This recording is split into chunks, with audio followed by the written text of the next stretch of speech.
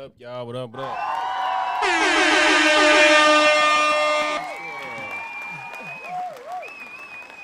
up? Impromptu stream, man.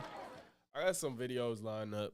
I'm gonna react to. Then I might play a game or two. I don't know. It depends how much time I got. I got to go pick up my kids. I don't know if I got to pick up my kids from school. I don't know if my wife get off work. There've been several ones with Black Man Wukong. I am waiting. What BS going to drop after DLC? I haven't seen any BS with Wukong. I know they was talking about DLC.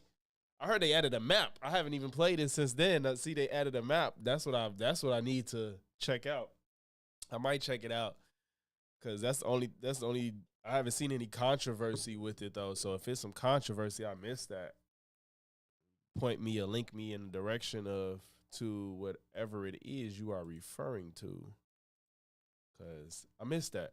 But since I'm unclear if I'm going to be able to stream past when I have to get my kids from school, I'm not going to waste a lot of time.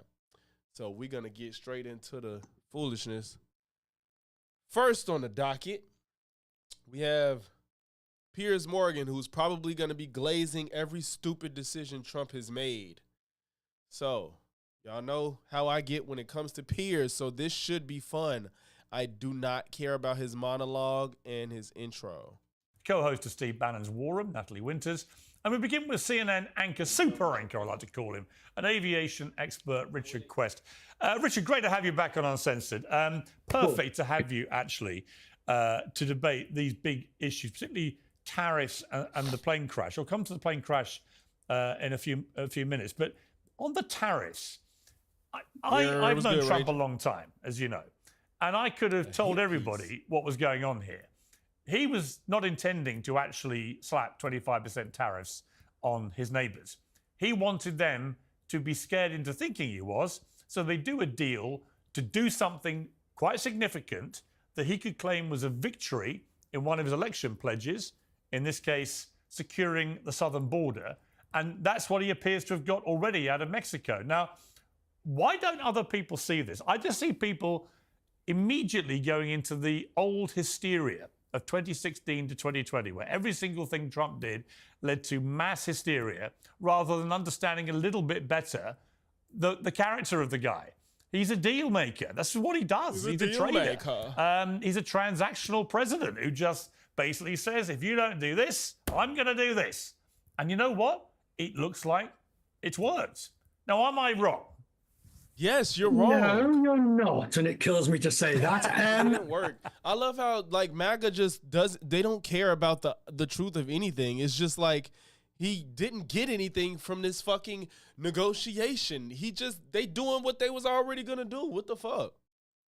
But the reality is, I was in Davos, and the standard rubric phrase that people use is, look at what he does, not what he says. Yeah. He's a transactional deal maker, etc., etc. But the speed with which he has acted on so many other things in the United States, domestic policy, all the things you've been talking about, has led people to pause and think, well, maybe he's not just bluffing as a deal maker. And I think there's some valid justification. If we take the Colombia incident, now here we had the flights, the rejection, the threat, the capitulation. So there is some justification for people saying, hang on. Yeah, like, bro, like, motherfuckers don't even know Canada been did that shit. And under Biden, Mexico had, like, I think around 15,000 agents at the border to help secure it. And he got 10. Like, get the fuck out of here. Y'all so gullible. Maybe he really does mean and to this fake-ass Topanga look like she finna blow me, because why she look so ready to strike? Like, these threats in this way with the force of destruction that they would bring. And I'll go one bit further, because to take your argument, which is he's a deal maker, transactional, etc., then President Sheinbaum of Mexico had 10,000 troops in her back pocket that she was waiting and ready to offer up as necessary. When you start playing this will he, won't he, is it that way? Is it the game theory? You're in very dangerous territory. The IRS is the largest collection agency in the world. Fuck no. To the US $1,000 for all. I'm sorry. In the world. No. Now on with the show. Pierce is you're sort of, though, in the world of somebody who has negotiated his entire life as an adult. I mean, this is the guy for 50 years. As a real estate magnate, and then with television contracts, and now in politics, he sees everything as negotiable. And by the way, I kind of agree with him. And in terms of the the volume of stuff pouring out of the White House, a lot of people think it's chaotic and so on and ill thought through and so on. I don't really agree. I think he spent. Of course you don't agree, Piers. You think nothing Trump do is worthy of critique. Like this is chaos. This is literally chaos. People think they food stamps going away, and it's not just because they're overreacting. It's because the fucking press secretary isn't being clear. Motherfuckers, planes is falling out of the sky. Like, it's a lot going on. Let's not sit here and act like people are overreacting. Piers, damn, I can't stand his ass. 4 years. Systematically planning and Yeah, people think it's to hit people the ground think, if he got. Yeah, like the border is open. The border's not fucking open. Y'all just don't understand what's going on, and you think everything Trump says is law. Back in unbelievably hard, and I think that's what we're seeing. And no, again, I might be wrong, but I do believe that. Okay, look, here's the system, and you can debate this amongst yourselves to your heart's content. But the system is not designed and cannot cope with this much going through it without having severe disruption and unintended consequences. Exactly. Now, that might be fine for those that want it like that. And that's not my position. It's not for me to take a position. But in the case of tariffs, is it, okay, and the other thing is it really good to have the Canadian Prime Minister, soon to be ex, standing in front of his people saying, hey, we thought we were friends. This is not how you treat allies. Because in that scenario, fine, you won your deal. But what's your long-term damage? Yeah, but you know what? I think I watch Trudeau sniffling and sniveling like he normally does. You know, he'll go down as one of the wokest leaders of the country in the history of mankind. Why is that all Piers thinks about? Like, bro, if you want to criticize Trudeau for his tenure, go ahead. But he's going to go down as one of the wokest. Like, bro, who gives a fuck? You think everything is woke because it's not what you like. Like, that, now, I will say that one thing Trudeau did, that shit was weird when he said we don't call it mankind, we call it people kind. That shit was weird. That was pretty fucking weird. Hey, shout out to Lego to Death for the 99 cent super chat. Thank you. He wouldn't even allow me to say that phrase. Super sticker, he famously sorry. said to a bunch of students when they said, you know, mankind, one small step for mankind. It's one step for people kind, we say in Canada. It's like he was ludicrous and ends up incredibly unpopular. He's on his way out. So for him to stand there and try and belatedly go out on a high whacking Trump, I'm like, I wonder what most Canadians are thinking. Because Trudeau's incredibly unpopular now. I reckon, Richard, I reckon a lot of Canadians will be thinking, like a lot of Brits are now thinking, well, we have a pretty weak, you know, pretty socialist left-wing government now. It's incredibly unpopular very quickly. I reckon a lot of them are thinking, I wish we had a bit of this action going on. It may not all be right, but my God, there's a kind of vim and vigor to it all. Yes, I agree with you. God, this is getting deeply distressing for me.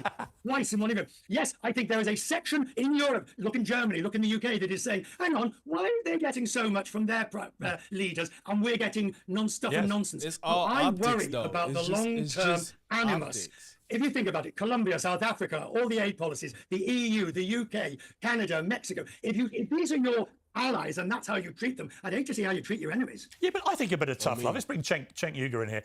You know, maybe it's because I know Trump so well. Yeah, I was mad because when I saw this, I'm like, okay, so it's just well, this guy seems to be left leaning because he seems level with his takes. But if Cenk is supposed to be the hard left, I'm gonna be like, oh God, because he's gonna give Trump too much credit. I haven't seen him speak out about this shit with Gaza yet either. I haven't seen him say anything about Trump trying to take over Gaza. And if I'm wrong, somebody link it to me.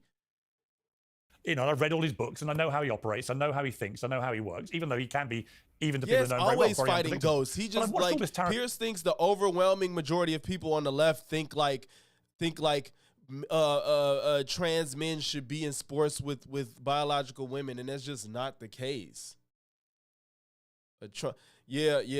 Like it's actually sickening how much he excuses Trump. I think go down. You know, I'm going to do 60% tariffs on China. No, he's not. But what he wants China to think is there's a leader in town who's not going to take any crap from us, and someone who for 30 years has banged on about how China's been ripping off America. So we better take him more seriously than we. And you just believe it? What do you mean ripping off America? What is this? What is this idea of ripping off? Like, China has so many fucking people that can export shit cheap as hell, and we get a lot of shit from them because it's cheap. Who's getting ripped off? Like, I'm arguing with my cousin about this same stupid shit. I hope he shows up in here. Like, why are people acting like because we are able to that we import so much, we're getting ripped off by as Trump says, subsidizing people. We can spend all this fucking money, and if we do everything in-house, we won't be able to afford shit. So y'all could try to act like you want everything to be made in America, by Americans, for Americans, and then once your ass spending $17 for an apple, I don't want to hear you complaining about shit. You didn't know what day it was. And I do think part of Trump's thinking and strategy in this sort of ferocious first couple of weeks is to send the message, America's woken up and you better all get used to it very quickly. Yeah, look, as usual, I'm going to give a balanced answer here because that's the correct answer. But first, if you think the Canadians love this, you're totally wrong. They booed the American national anthem in a hockey game. A few of them did. Because they're really, yeah. Well, let's take a look. Okay. I mean, let's take a look. There's a massive stadium. Like a neocon. Hang on, no, you said they all booed him. Can Let's play the clip. Let's play the evidence. They did. Let's hear the crescendo of booing, apparently.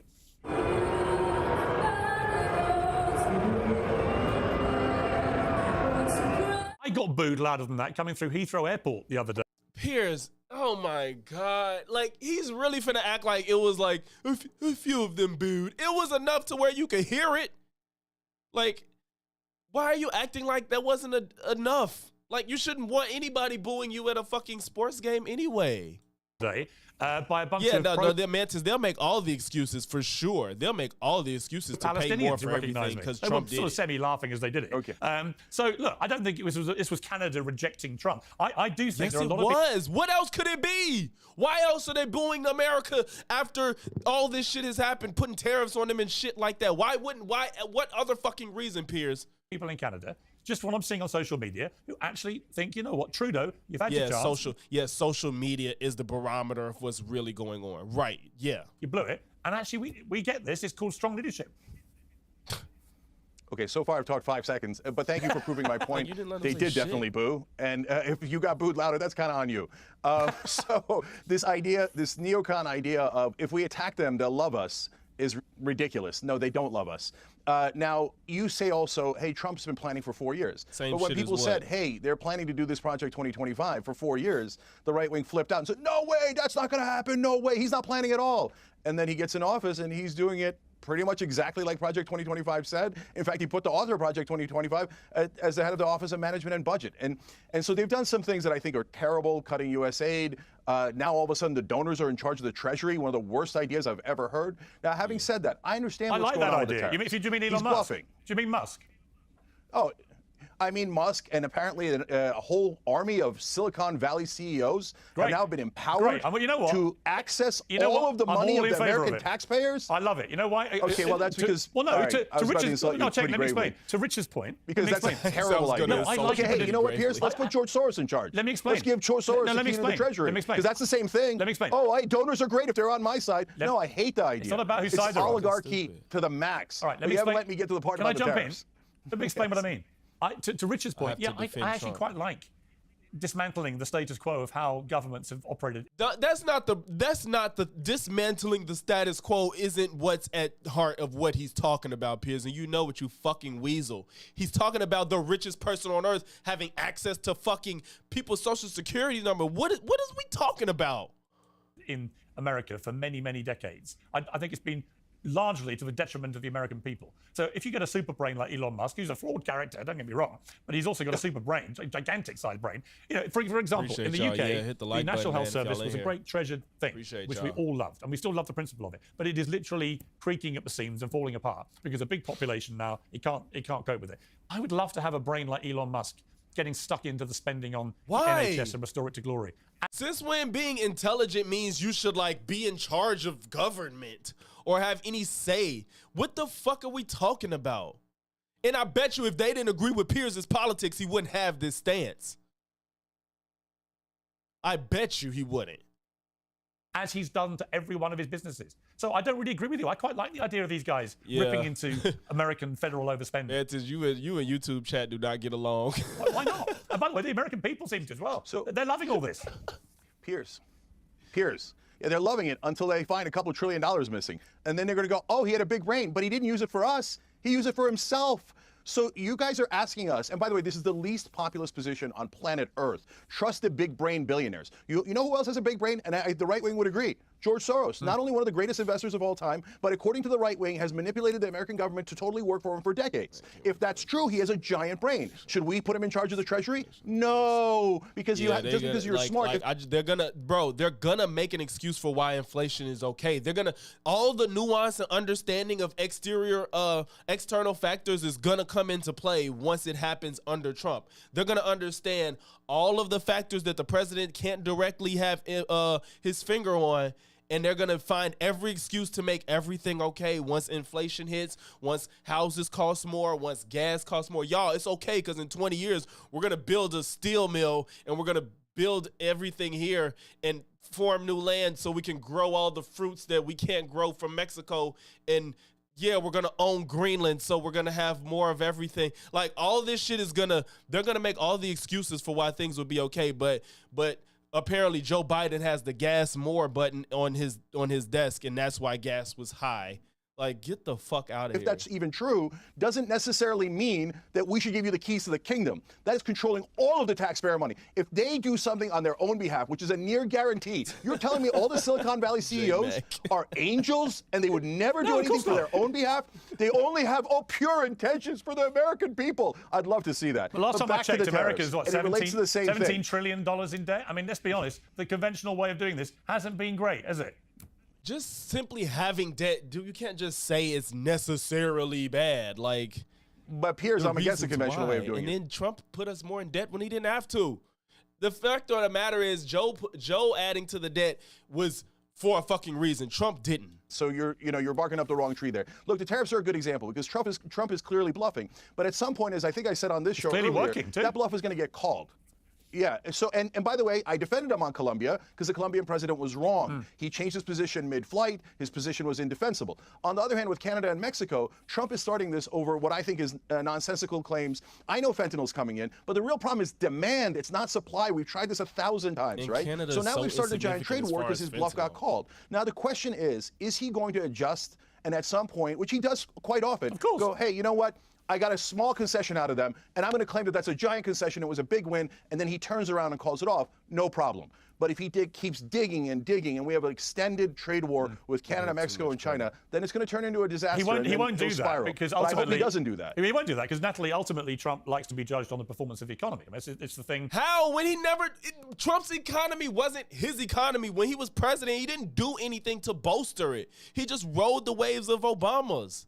Like, when do we get this revisionist history is just how MAGA thrives. Like, I just wish, like, y'all remember that episode of Black Mirror where they, like, was able to play back memories and shit, like, visually see memories and shit? Like, I wish we could do that shit because these people are delusional and they just act like nobody lived at the same time they did and they're just telling us the story they want us to believe like we're fucking stupid. You know, he's a billionaire. He's built himself into a billionaire because he pays attention to the economy and he likes to be, I mean, I always felt with him, he went slightly mad in that last year in his first term because the pandemic wrecked the economy. He just couldn't handle it. Because to him... Yeah, but the pandemic didn't have any influence on what Joe Biden had to deal with, right? Everything that happened wrong was because of Joe, but the Holy Grail, pandemic wrecked it and he for got Trump. into pretty good shape. Right. You know, he's transactional. He does do deals.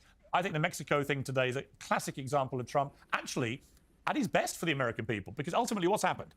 The trade war didn't start, it's been delayed, and 10,000 more troops from Mexico are being put straight on that southern border. No one can tell me that is not going to help in the war on fentanyl or illegal immigrants pouring through the border. I mean, obviously it's going to help. So therefore, Trump is delivering on one of his promises. People may not agree with that, but that's why he won big. I reject the premise that this is a trade war Joe that Biden President Trump that. started. There's decades of abuses against American workers, against the American economy that has occurred at the hands of all of these countries, whether it's China and intellectual property theft, Mexico and the depletion and absolute degradation of American workers' wages through illegal immigration, which they have helped facilitate. We can already see they had, 10,000 troops waiting on reserve. Why didn't they deploy them earlier? But look, the mainstream media is completely taking the bait on this, okay? The same people, I'm sorry, who we sat by for 4 years, who cared absolutely zero about American consumers, American American workers. They didn't even care to cover inflation. They lied about it. They lied about what Joe Biden was doing to the economy. Now, all of a sudden, the only thing that they can pretend to care about is putting American workers first in American consumers' pocketbooks, because apparently tariffs, they're going to be stuck paying the cost. In reality, all of these Chamber of Commerce talking heads, these corporate media outlets, are on the payroll of this sort of, I think, rules-based international order, the same international order that Marco Rubio called out in his confirmation hearings, that we don't have to sit through anymore. I think President Trump represents an actual ability to stand up to that. And you know what? I'm sorry, the United States is an economic hegemon. We don't have to sit back and negotiate like losers. We have economic power, and we can use that to bring about wins in a myriad of sectors, in a myriad of ways. And what you're seeing today is the United States actually using that economic power to score wins on immigration. And again, like I said, I just reject the framing that the trade war was started by President Trump. The Chinese Communist Party has been abusing and manipulating American workers for so long. And by the way, these are the same people who've been championing the de-dollarization of the entire world, of the United States of America, of the United States dollar. So spare me the performative activism about caring about American workers and consumers. Richard, you've been like a coiled cobra ready to spring. Yeah, he was over there throughout what Natalie just said. So spring away. Well, I'm not here to defend the entire mainstream media, but I will say after 40 years of covering inflation, I think I do understand perhaps arguably a little bit more about it than most people, and certainly the measures of the last inflation. You see, Natalie, you forget that yes, the United States had inflation, but so did every other G7 and G20 country, and the inflation levels were the same pretty much across all of them. So it is not a uniquely American prospect for whatever the reason. I'm just giving you the facts. But the more important fact is, this idea, it's just so funny, like what you said, Mantis. It's just like, I feel like if you explain to MAGA what they're doing without invoking any names and like what they're supporting and what they believe in, I guarantee they would say absolutely not. They'd be like, so how would you feel if like the richest person on earth was best friends with the president and donated to their campaign more than anybody, and they were just handpicked by the president to then scour the government agencies and tell them what they're doing right and wrong and have access to the whole country's social security numbers and bank information? Like, how would you feel about that? Can you fathom that somehow tariffs are not inflationary? I heard Howard Lutnick's confirmation hearing. I don't know where Howard has sort of changed his economic theories, but the Peterson Institute, just about everybody agrees that there will be an inflationary effect of tariffs. It is an economics 101. The issue, Natalie, is not whether there will be an inflationary impact. It is how big and how much people are prepared to withstand that. And that inflationary effect goes both sides. Now, I'll take your political points because I'm not qualified to answer them. But on the economic point, I think you're going to have to accept that there is an inflationary aspect. Is it also true, Richard? I mean, this is not even a political point. It's more of a performance marketing point, if you like. Yeah. That Joe Biden's running of the economy, or the running of the economy in his premiership, actually wasn't that bad. The problem was he was woefully useless at communicating how well it was doing. And Trump has come in, inherited a pretty good economy, actually, but because he's able to beat his chest like a 20-ton gorilla about it, the impression the public are getting is, wow, everything's changed in 2 weeks. Well, you and I know the economy can't change like that in 2 weeks. What's happened is the ability of the guy at the top to sell it. Completely. Absolutely. The US is the best performing economy at the moment amongst all the major economies, period. Largely because of the Biden policies, the Fed's policies, the way things were structured, the inability of other countries to have anything like the dynamism of this US economy. It is by far the most exciting, vibrant, free economy in the world, period. So yes, the US economy. Piers won't even nod to that. He won't even acknowledge that because it ain't because it was under Trump. But I bet you if it was under Trump, he would have been like, I agree. But he won't even acknowledge that he just gave all this praise to the American economy. Did not need massive help in a sense. But I'll take Natalie's point. Yes, there are structural imbalances on trade that needed to be addressed. There are long-term infrastructure issues that need to be addressed, as indeed do they need to be in Germany. But the US is way further ahead than any EU country at dealing with all these things. Yeah, I mean, I remember interviewing Trump, I think, for the first time in about 2008.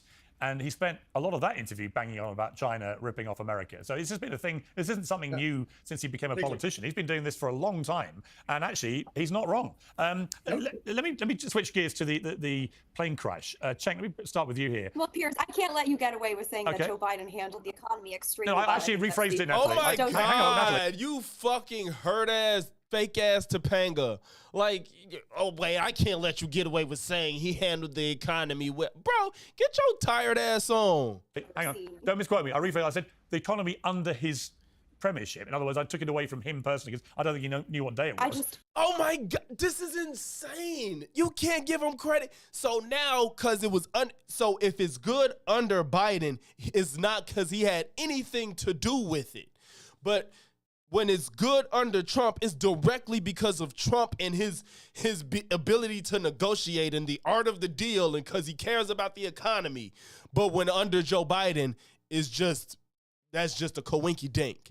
Bitch, please. But I do think the economy wasn't down to him because I don't think he knew what day it was. However, the truth is the economy was not performing badly comparative to most other of the wealthy countries in the world. In fact, the opposite. Yeah, and it's just by happenstance.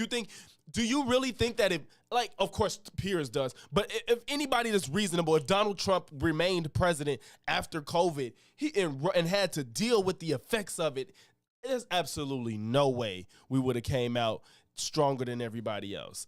There's nothing you can say to convince me of it. I know that's a world we can't figure out now, but there's nothing you can tell me because he's never given us any reason to think he was able to handle it. He mishandled it coming. And that's what I'm saying. Like, just give Biden the fucking credit he deserves so you can seem credible. I wonder if it's because I got a noise gate, but it could be because I'm moving away and then, so if it ain't catching me, then it's happening. So I think if I stay closer, it should be good, right? You ain't getting no cutouts right now, right? The problem was none of them knew how to sell a story to the public that was convincing, whereas Trump knows exactly how to do that. I think the dozens of revisions about job employment numbers showing that actually I think most of them went to non-citizens, and I believe it was dozens of revisions downwards suggest otherwise. But I think most importantly, Piers, any presidential administration that oversaw an invasion of upwards of 10 to 15 million illegal aliens into this country, that is probably the single largest detrimental force to American workers' wages. So I don't think that you can say that that's a strong economy that Joe Biden created by allowing the most impactful. Well, that's a separate. Yeah, hang on. That's a separate. That's a separate. It's not a separate issue. Well, it is because inextricably linked to it is in a sense that's a separate story on which I agree with you. I think what happened at the southern border under Biden was lamentable, and the fact that they then picked Kamala Harris to take over from him in this weird coronation, despite knowing she was literally told she was the border czar. Then they had to lie about her being called the border czar. No, she was not. I am so sick of Piers getting away with this, and I guarantee you, Cenk, because he hates the establishment Democrats, he's not even going to correct him. Joe Biden has never, ever designated her as the border czar. She was appointed as like a diplomat to quell the issues going on in the South America, to keep those people from coming and try to help them with their issues, to not cross the border. And she outright said, do not come to America. Don't come. She said that. She was not the border czar. She was there to make efforts to help figure out their issues on their side, which was already a mountain of problems that she couldn't just single-handedly fix overnight. But she did what she could to quell their issues. But she was not the border czar the way you're trying to make it Uh, sound. And I've disproven that already in one of my other videos. He's so full of shit. He'll never say that Joe Biden appointed her this position as border czar. Motherfuckers on the right said that, and everybody ran with it for whatever reason. To show a million clips of people on MSNBC calling her the border czar. And of course, the truth is that once people knew, well, she was the one in charge of that and look how terrible it was, she was kind of dead in the water, I thought, from that moment. Never mind anything else. Anyway, look, I want to turn to the plane crash. Cenk, I want to play a clip of President Trump talking about the appalling plane crash in Washington. Point out that various articles that appeared prior to my entering office, and here's one. The FAA's diversity push includes focus on hiring people with severe intellectual and psychiatric disabilities. That is amazing. And then it says FAA. Just so y'all know, I know what the fuck I'm talking about. Wait, okay, whatever. Oh my fucking God. Hold on, y'all.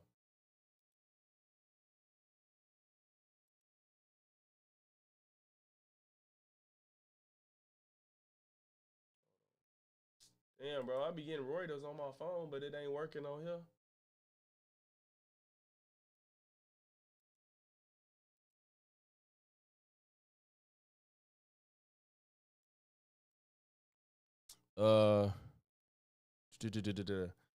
In grappling with migration, Harris proceeded cautiously. She focused her time on prestige, on boosting private investment in El Salvador, Honduras, and Guatemala, the so-called Northern Triangle. Her goal was to help create jobs to bolster economies and dissuade migrants from making the perilous journey to the United States. It was a decidedly long-term and limited approach to a humanitarian crisis, and it has allowed Republicans to tie her to the broader fight over the border. While migration from the Northern Triangle ebbed, it surged from other nations, sparking an emergency at the U.S.-Mexico border, one that Republicans have aggressively sought to exploit at Harris's expense. A review of Harris's work on immigration reveals a record that is more nuanced than one presented by her critics or allies. It also provides insights into how Harris, who took over as a Democratic standard bearer when Biden dropped out of the presidential race last month, might tackle one of the nation's most vexing concerns. Harris was never the border czar or put in charge of border security or halting illegal border crossings, as former President Donald Trump, Republicans, and even occasional media outlets have claimed. Instead, she was tasked in March 2021 with tackling the root causes of migration from the Northern Triangle and pushing its leaders, along with Mexico's, to enforce immigration laws. Administration officials said Harris's backers say she demonstrated leadership by leveraging her stature to win investments that might curb migration years down the road. Thank you. Like, let's stop this bullshit with trying to call her a fucking border czar or whatever the hell y'all think y'all talking about.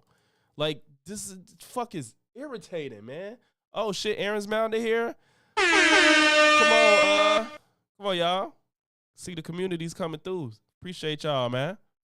Says people with severe disabilities are most underrepresented segment of the workforce, and they want them in, and they want them. They can be air traffic controllers. I don't think so. I've got to be honest, Cenk, before I'm sorry, I missed it because I was on higher point. The appalling plane crash in Washington. Point out that various articles that appeared prior to my entering office, and here's one. The FAA's diversity push includes focus on hiring people with severe intellectual and psychiatric disabilities. That is amazing. And then it says FAA says people with severe disabilities are most underrepresented segment of the workforce, and they want them in, and they want them. They can be air traffic controllers. I don't think so. I've got to be honest, Cenk, before you respond to that, I did not like that. Whoa. Piers, are you going to critique Trump honestly? What? Clean out my headphone. Yawn to clear him out. Did he just honestly critique Trump? I didn't like that. I just felt like there's a time and a place to do that kind of stuff, and it's not in the immediate aftermath of a terrible. I don't like the energy. This ain't the same energy he would give if Joe Biden. He like when Kamala do something fucked up, or with Joe, he'd be like, I mean, that is pathetic. I just can't believe. How can you defend that? And now he's like, I didn't like that. I think that was that just wasn't good. It wasn't the right time and place for that. I don't think that's okay. You know, that wasn't good at all. Trump shouldn't have done that. Crash with so many people killed. And whoa, slow down, buddy. Hold on, Jamal. Don't pull out the 9. Like, come on, man. When I love how DEI is being blamed when there hasn't been plane crashes this severe in the past 4 years, but now it's a DEI issue. Fam, don't even get me started. And the fact that he said that without any information and just went to this whole disability hiring thing, you can hire people to work for the for air traffic control that just in the office to organize papers. It could be a myriad of things that you have no idea is going on that they need people to do. Clerical work that's just like maybe that's not as vital to landing planes and stuff like that. Just because you're hiring people to work in an area doesn't mean they're hands-on directly with whatever is happening in that area. Well, you really know anything about what's happened. Now, it may well turn out, as often with Trump, that a lot of the stuff he's talking about, in some way, that there will be merit to the argument. But I just felt the timing, to me, was wrong. That if you're president of the United States and 60-odd people plus the people on board the helicopter, if they've all died in a horrific crash, actually your job in that moment is to be comforter-in-chief, not blamer-in-chief. Yeah. That was a so sweet I ass totally critique. agree with you. First off, yes, I know the program that he's referring to, and it doesn't help our side to deny reality. So there was a terrible DEI or diversity program about a decade ago, and it did absurd things like give you extra points if science was your worst class, right? So it was absurd. But that's been gone for over a decade now.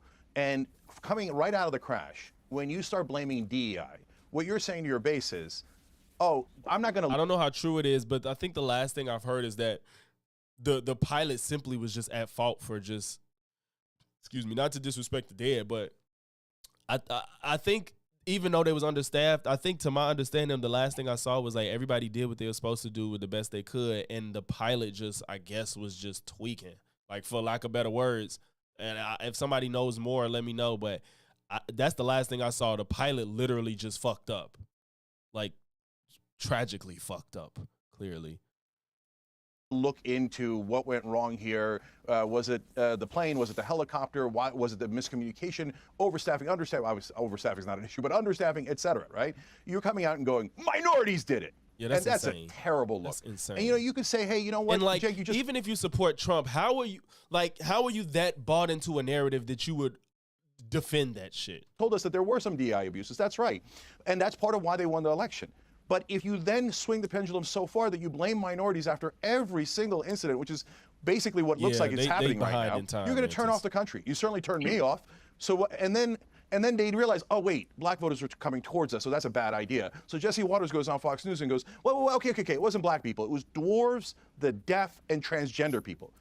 You didn't even investigate anything yet, and you're blaming dwarves? It's absurd, and it's going to have the pendulum swing back against you, and the American people are going to go, I'm tired of you blaming minorities and women and dwarves for everything. This is absurd. Okay, Natalie? Yeah, that is crazy. Well, look, I think that the American people have gotten tired of the inability to be able to just call a spade, which is that prioritizing the hiring of people. Sure, maybe it was 10 years ago, but the Obama administration directly changed in 2013. Bro, oh my God! After what they both, you know what? I get. Look, if she's gonna say how she feels, she can't change how she feels based off what they said. But she's still finna blame black people and short people. Like, what the fuck is wrong with you? I mean, you can't avoid what people feel. Are you kidding me? Hiring procedures to shift away from actual merit-based standardized testing, accredited institutions to favor more, cushy bio-data metrics because people grew up in a difficult household or had a certain skin color. And you know what? There's lasting ramifications from that. And I think for so long, the American people... Oh, Aaron, you know how these work, huh? been called out as racist or sexist or homophobic or whatever for calling it out. But in reality, that's what the status quo is in terms of who people are hiring. And to say that people can't call it out for what it is, I think is just a continual version of that gaslight. There's serious issues going on. And I think that in industries like the FAA, things Did it that jump? have It's supposed absolutely nothing to do with identity or anything related to ad hominem attacks on people, that the American people are tired. And that's why people elected President Trump, because he calls it out for what it is. I mean, this is not just run-of-the-mill DEI. This is hiring dwarves and transgender people to direct airplanes. That is nonsensical. All right, Richard. Yeah, she's full of shit. That's wild. Natalie, I have a question for you. Yeah, Mantis. One day, once I go through all of the prompts, it's a lot of commands you could get them to do. Like you could do a lot with these things. I just didn't. I got to get all the commands and like put them in the description so people can know what to do. When the star comes, you could like jump and get it, and you get points and shit like that. I have a question for you. Do you, forgive me, Piers, Sure. but No, please. I know a thing or two about doing this. Do you believe that any of those people, the mentally challenged, the dwarves, any of those people that were substandard, in his view, were being employed under that policy for the purpose of being an air traffic controller? Not an administrator, Respectfully, not an the fact assistant. that you can an even air- ask me a question if the United States is hiring dwarves and mentally challenged people to direct air traffic, I think sort of proves that we're in a bit of a sticky situation. with What? respect, How does she rationalize that What that I'm way? saying is that the How- hiring process How has is been that? shifted, not How is that her conclusion? The fact that you just sat here and pointed out that people are sick of DEI stuff, and he's like, the fact that you're saying this is just unexcusable in regards to what's happening. And she's like, the fact that you can even ask me that, like, what the fuck are you talking about? not to be merit-based, then yeah, I think that's worth looking into, and I think we should investigate it, but I can still call it out for what it is. There's still systemic issues going on with FAI hiring policies and procedures if the fact that you can actually ask me if a dwarf would have been in the control tower. I don't know, people who are mentally challenged, they're probably not capable of doing that job, so I would like to live in a country where you don't have to worry about those people being in a control tower and you can't even ask me a question like that. Okay. Except when you are looking at a plane crash, the normal standard of doing this is you say, He's a piece of shit, let us bro. find the facts first. Now, with respect, I do have some more experience of this than most people. I've covered every major plane crash since Lockerbie. And Piers, you'll remember, of course, MH370. My last 7 weeks on air at CNN, when I was your colleague, Right. every Now- night we did the missing plane, and you were my go-to expert. You put in the domain those areas that maybe the public needed to think about, i.e. air traffic control, complexity, Reagan National, the flight paths. What you don't do is speculate. Rampant speculation. And that's what the president did. And to use his exact words, I have some thoughts and opinions on this. That, by any standard, is what you don't do. You let the NTSB, as indeed we heard from the NTSB, we heard from her, the chair, say, let us get on with this. But no, he put in the domain a load of stuff that may be relevant in the future, but it's not the position of the president to say, hey, let's have a speculation game. I mean, it's interesting because the president is supposed to stand up and be so empathetic for the victims. He's supposed to want to figure out what happened so it never happens again. You're not supposed to be placing blame on minorities. That is insane. The president of the fucking country didn't even get up there. He not even just then. I haven't seen him to show any bit of empathy. I know y'all saw the video where he's like, where they said, "Are you gonna go visit the site?" And he said, "Well, why would I go to the site? What's there? Am I gonna go swimming?" Like, what? I don't care if you think it's funny, if you think it's based, if you think it's cool, if you think he's good at entertainment and capturing a moment, but the fucking president of the United States, bro, hell no. Like, some shit just not okay. Didn't people lose their mind because Obama wore a fucking tan suit?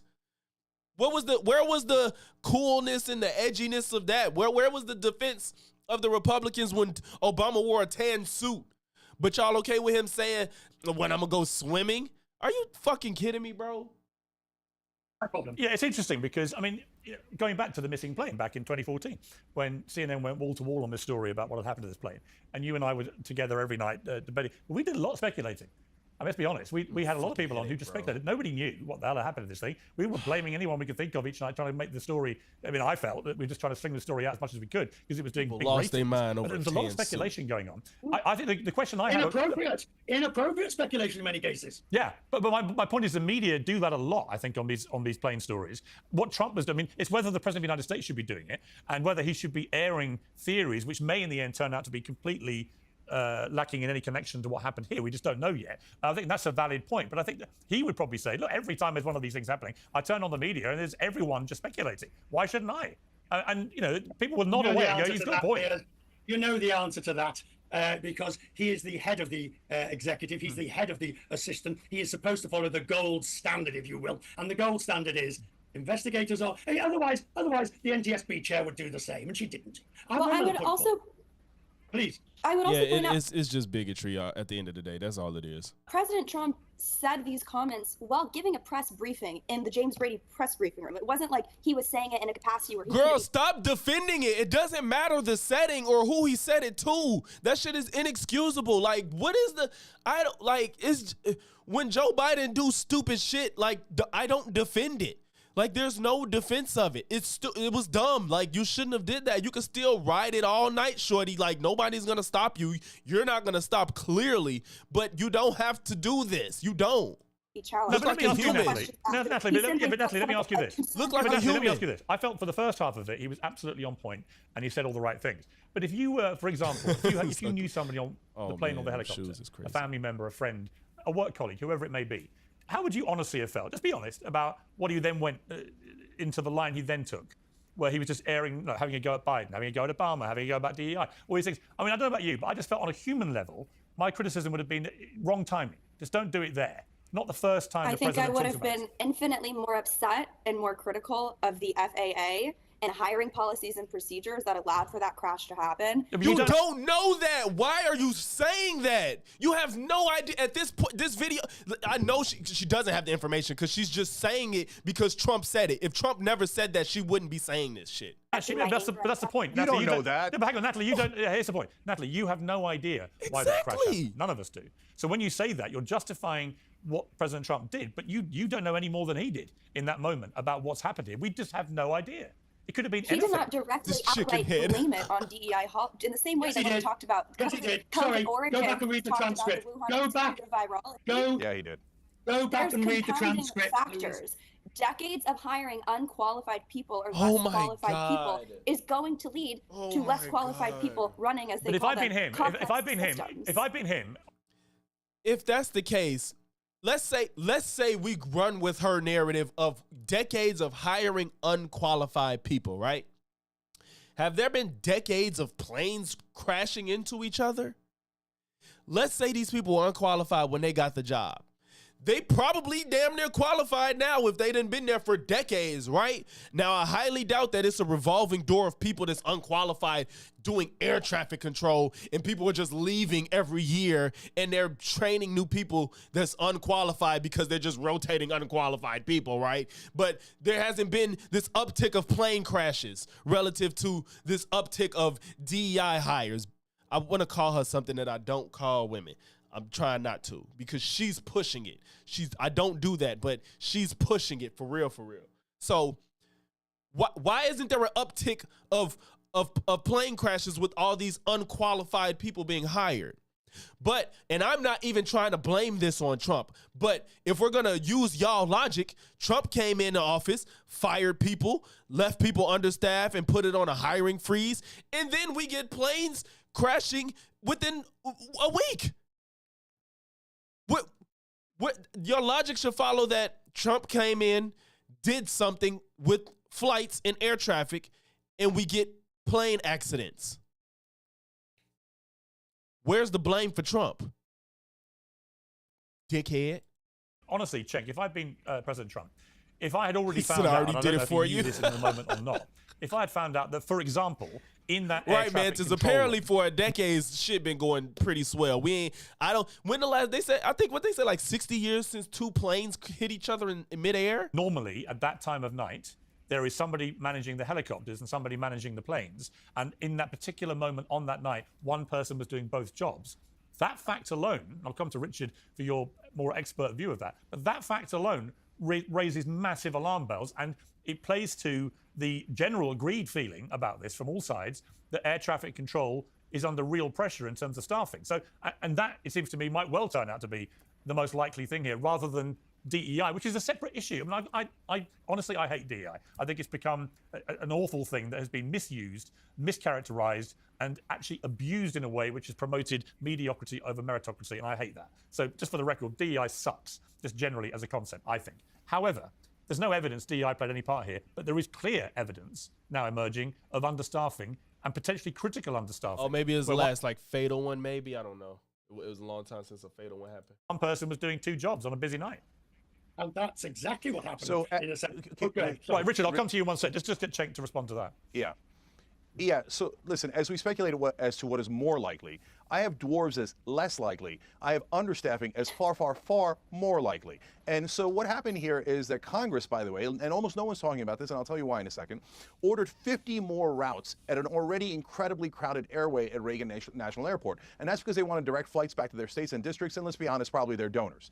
So did they then increase the air traffic controllers at Reagan? No, they refused. Tron, I've been saying that for the longest. Every time they bring this up, I say, y'all need to point me to an example of a person being hired solely off of their identity and not being qualified at the same time, and it resulted in something bad happening. Like, I need you. There's never an example of it. They just say the shit. Like Trump. I mean, Pierce tried to say Karen Bass, the LA mayor, was a DEI hire. The woman been in politics for like 40 years. She was a fucking House rep. She was on the chair of the CBC. Like, what is the DEI? If she's not good at her job, then say that. But you wouldn't have said that if she was white and she just dropped the ball. You don't say Gavin Newsom's a DEI hire when you don't like how he's performing. You just blame it on him being a Democrat. These fucking idiots don't even understand that they're literally saying if you're black, you're not qualified. That's all they're saying. You're saying if you're black, you're not qualified because they just omit the fact that DEI is not about replacing your qualifications with your identity. You need the qualifications, and then when you identify, we're going to reach out and make an effort to get more people because white straight men are a dime a dozen. refused to fund that, but they said you have to give us our direct flights. So that's the first place I would look for as to what went wrong, because we definitely had understaffing. And if I'm a family member of someone who died and someone's doing nonsense talk about dwarves and transgender people, instead of trying to figure out why my family member died and to make sure that we prevent that from happening again, I would be furious. But why don't people talk about that? Well, because Republican and Democratic politicians voted that way. So it's not easy to say it's Trump's fault, it's DEI's fault, so it doesn't fall into the normal political and cultural wars. And one last thing on this, Tron, you ain't see my I got a meme for that, bro. I didn't show you that meme. Oh, I don't think I got it on my computer. I'm gonna see if I can pull it up. Trump's greatest strength and weakness is the same thing, marketing. So when we were talking about earlier, he comes in, it's the same economy, he pretends that it changed overnight and went from terrible to amazing, but he beats his chest and marketing, and it works. And the Democrats never, ever defend themselves, can't make their case if they're life dependent. But on the other hand, Trump always takes it too far. And so here he comes in and goes, oh, all these people died. It's a great advantage to use my talking points against DEI. No, it isn't, brother. And it's really sad for those families and disturbing that you're using them for a political tactic. And it's it really would actually be terrible. It would be genuinely hilarious if it turned out you were Donald Trump's brother, just for the record. My bad. Hold on. In 2020, CRT was niggers. 2022, woke was niggers. In 2024, it's DI. Oh, man. Let me bring Richard in here. Richard, I mean, I think the most likely, I mean, look, again, we're speculating, of course we are. We're doing exactly what we said Trump shouldn't do, but we are different to Trump. We're allowed to speculate with the media. It does seem to me that the staff shortages that night in air traffic control might well turn out to be a contributory factor here. Is that your feeling? Yeah. I mean, look, I spent my entire career. You have to do this speculation, but it has to be, as you can see, we've got plenty of planes from various different eras of it all. The reality is, the job is this: you put in the domain those likely areas that it could have been, not by way of rampant speculation, but so you can help people understand the things that are going to be discussed in the future. As we get closer and closer, my job is to give you the realms of possibilities. And so we will talk about staffing of air traffic controllers as you get a fact. You'll talk about the complexity of the various height levels. You'll talk about the complexity of flying a helicopter at night with night vision, and the way in which at Reagan, the helicopters go like this, and the idea is the planes go over them like that. I want to see what Marianne has to say. Marianne Williamson comes on. I'm sorry. You don't. Actually, I was aware of the military. All right, Mantis, appreciate you for sliding. We'll be here probably. The first time. It's just that's just my view. Stay with me, panel. I'm going to bring in Marianne Williamson, the former candidate for president of the United States. Just lost out in the race to become the chair of the Democratic National Committee at the weekend. Lost out to Ken Martin, who looks to take the Democrat Party forwards after their thumping defeat in November election. Well, welcome to you, Marianne. Great to have you back on Uncensored. Yeah, for sure, Aaron. Like it's a dog whistle because they can't explain DEI without just saying, I think that if you're black. Somebody was in my comments. I literally have a comment of somebody. I'll pull it up if I can find it. I probably can find it easily. I think I know what video it's under. Where they basically was like, I had a black doctor and I left and changed my doctor because they didn't have to get a SAT score as high. So I figured they were DEI. Like, what the hell? They didn't know anything about this woman. He said, I went to the doctor and it was a black woman and I switched my doctor a week later because they needed a lower SAT score or whatever the fuck. What type of insanity is this? Clip we played at the start of what happened at this little gathering of Democrats, because I found it quite startling. Let's take a look. I have a show of hands. How many of you believe that racism and misogyny played a role in Vice President Harris's defeat? Okay. So that's good. You all passed. Now, Marianne, you put your hand up there. Kamala Harris, let me just put for my 4 pennies worth as a Brit. I'm not American, so it's your country, your election, your candidate, obviously on the Democrat side. But Kamala Harris lost because she was useless. It's as simple as that. I couldn't think of any redeeming quality she had as a presidential candidate, least of all to beat Donald Trump. Had nothing to do with her gender, her skin color, or anything. Nothing to do? He asked, did it play a part, you dickhead? What do you mean, nothing to do?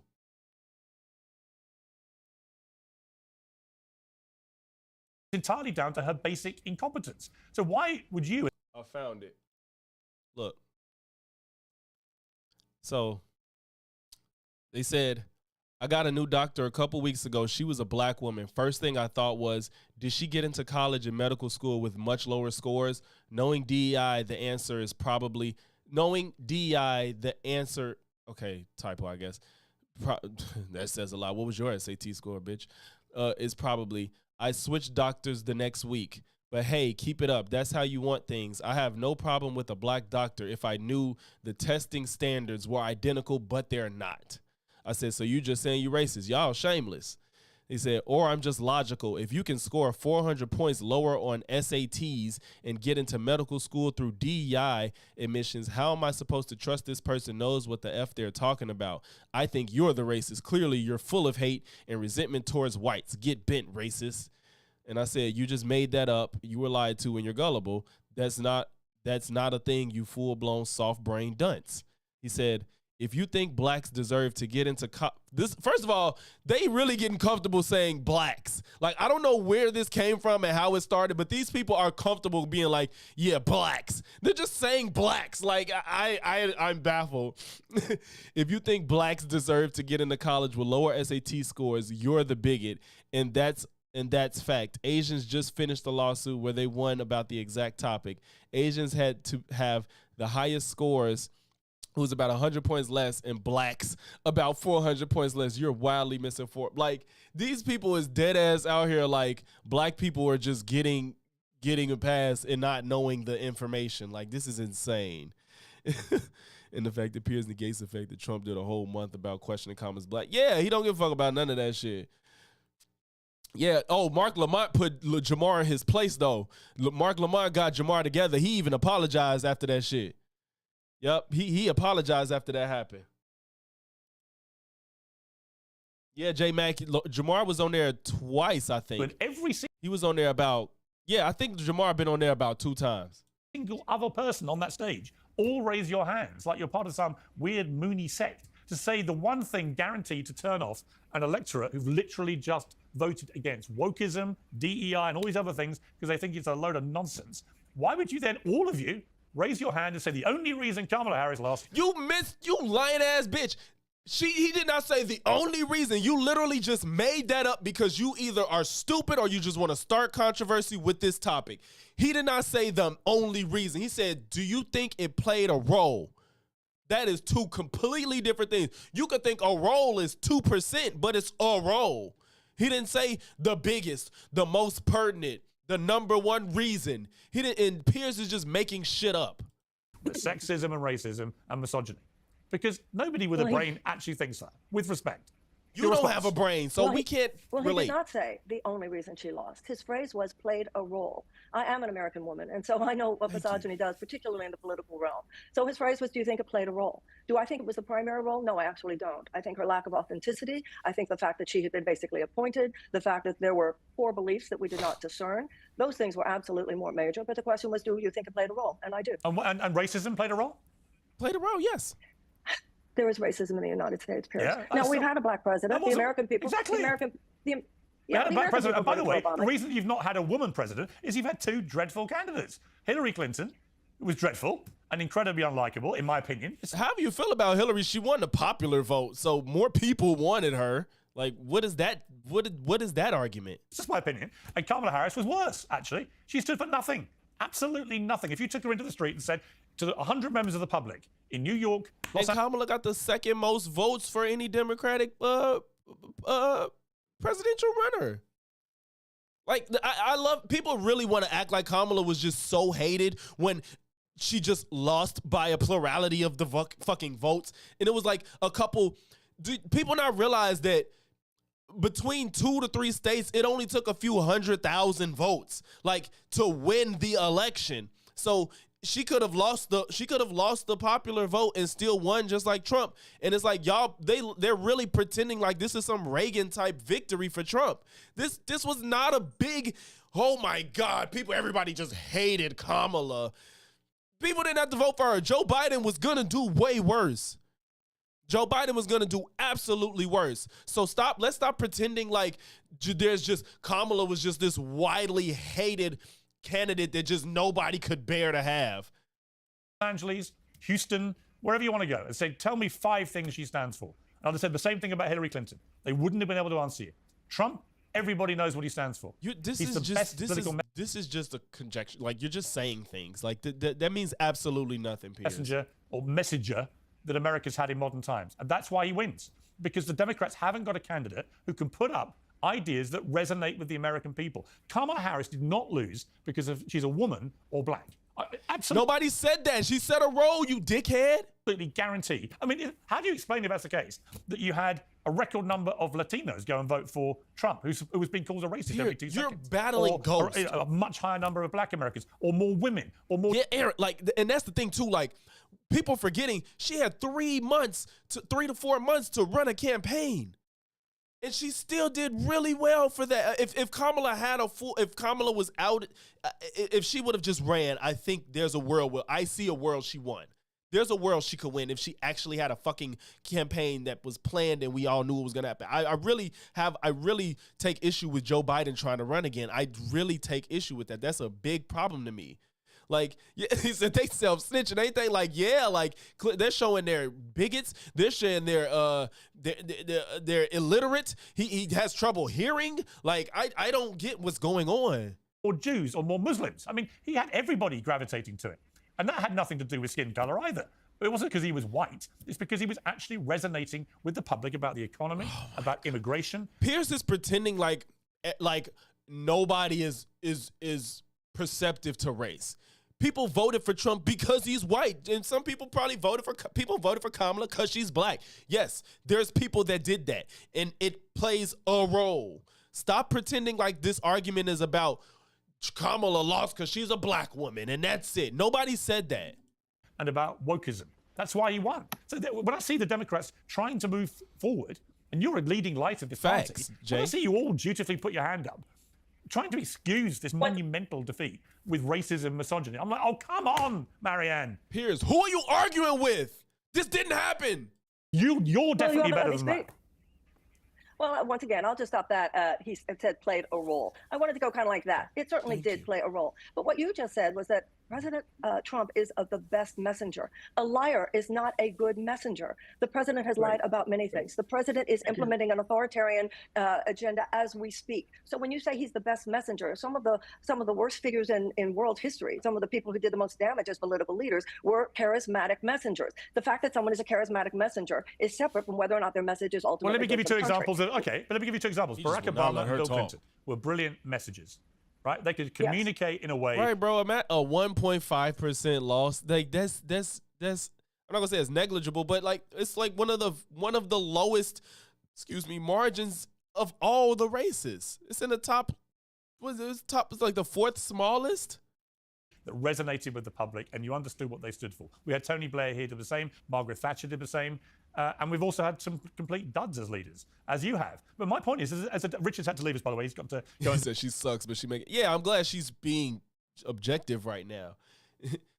and you know what, Aaron, you're right. Like, they think that everybody. Now, granted, that DNC, the DNC panel thing, the leadership panel, that shit was awkward, and I don't know why there's so many people still trying to latch on to their identity. That shit was cringe, and as much of a liberal as I am, that shit was awkward. They was all up there like, you see these black women, and we gotta have one non-binary. That shit was awkward, and I don't know why they're doing that shit, but it has to stop.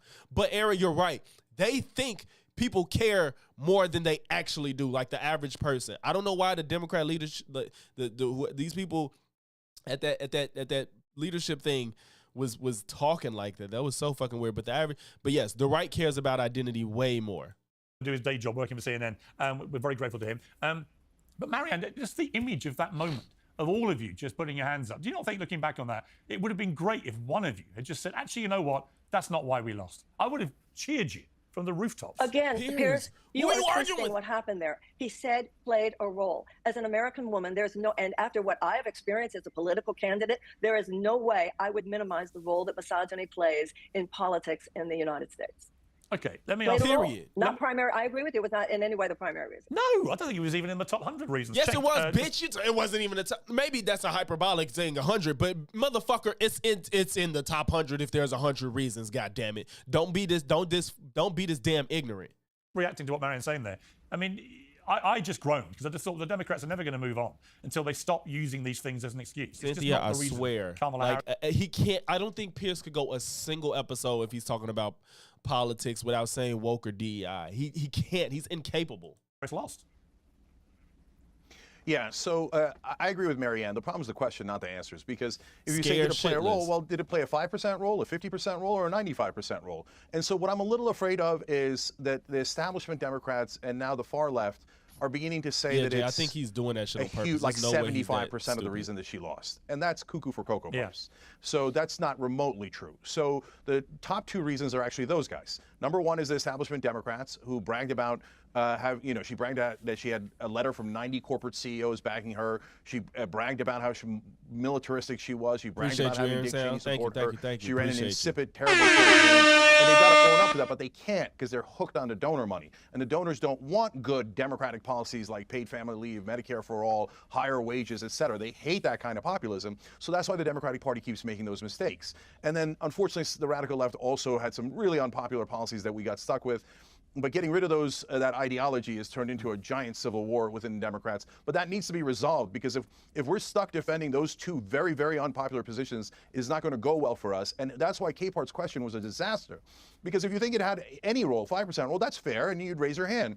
But then you've got a whole room full of people, it looks like, to your point, Piers, doing nonsense excuses about why they lost the election and not dealing with the reality of what happened. Yeah, I mean, Natalie, it's a gift to the Republicans because you watch that and you go, well, that's great. If they're going to carry on saying this kind of thing, then we have nothing to worry about.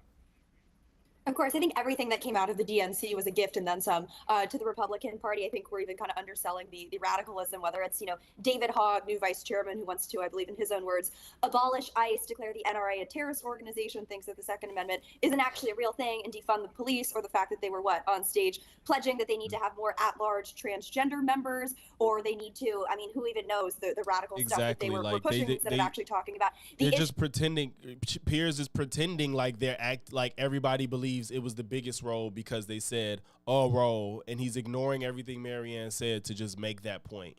Issues, not just that I think Republicans have championed for a while, but more precisely, Trump's form of populism has really created a multi-ethnic, multiracial, working class coalition of voters that you saw just a few months prior. So I welcome this. I welcome Democrats to go down this, I think, very primrose path. But I think you guys are right. The issue is that they're asking that question to begin with. Republicans are going to pounce on it. And frankly, you guys need to be having, I think, very other-minded discussions about the southern border, how you guys kind of reconcile your left-wing populism with kind of clamping down on illegal immigration, which sort of seems at odds. I don't know how you guys reconcile those worldviews, but it just shows you how radical and how fallen the Democratic Party has become. And I guess we welcome it with open arms. Okay, finally, Marianne, the problem it seems to be the Democrats have with Trump is that it's very different, the atmosphere this time around to last time.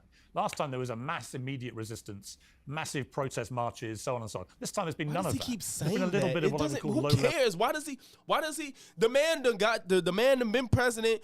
People want him again on the other aisle. Why are people wasting their energy trying to protest him to not be president? Like that's a waste of time. People just want people to go vote so he don't win. Trying to get him to not run is a moot point to make.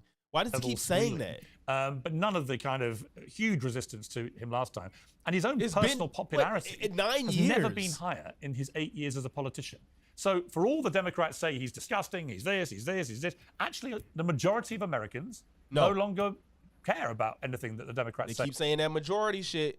Majority of Americans voted for somebody that was not Trump. And I'm not trying to sound like a sore loser, but they keep trying to, again, they revisionist history, they're trying to do it now. Majority of America, no. Majority of America voted for somebody that was not Trump. They didn't vote for Kamala in majority, but majority of voters voted for somebody other than Trump.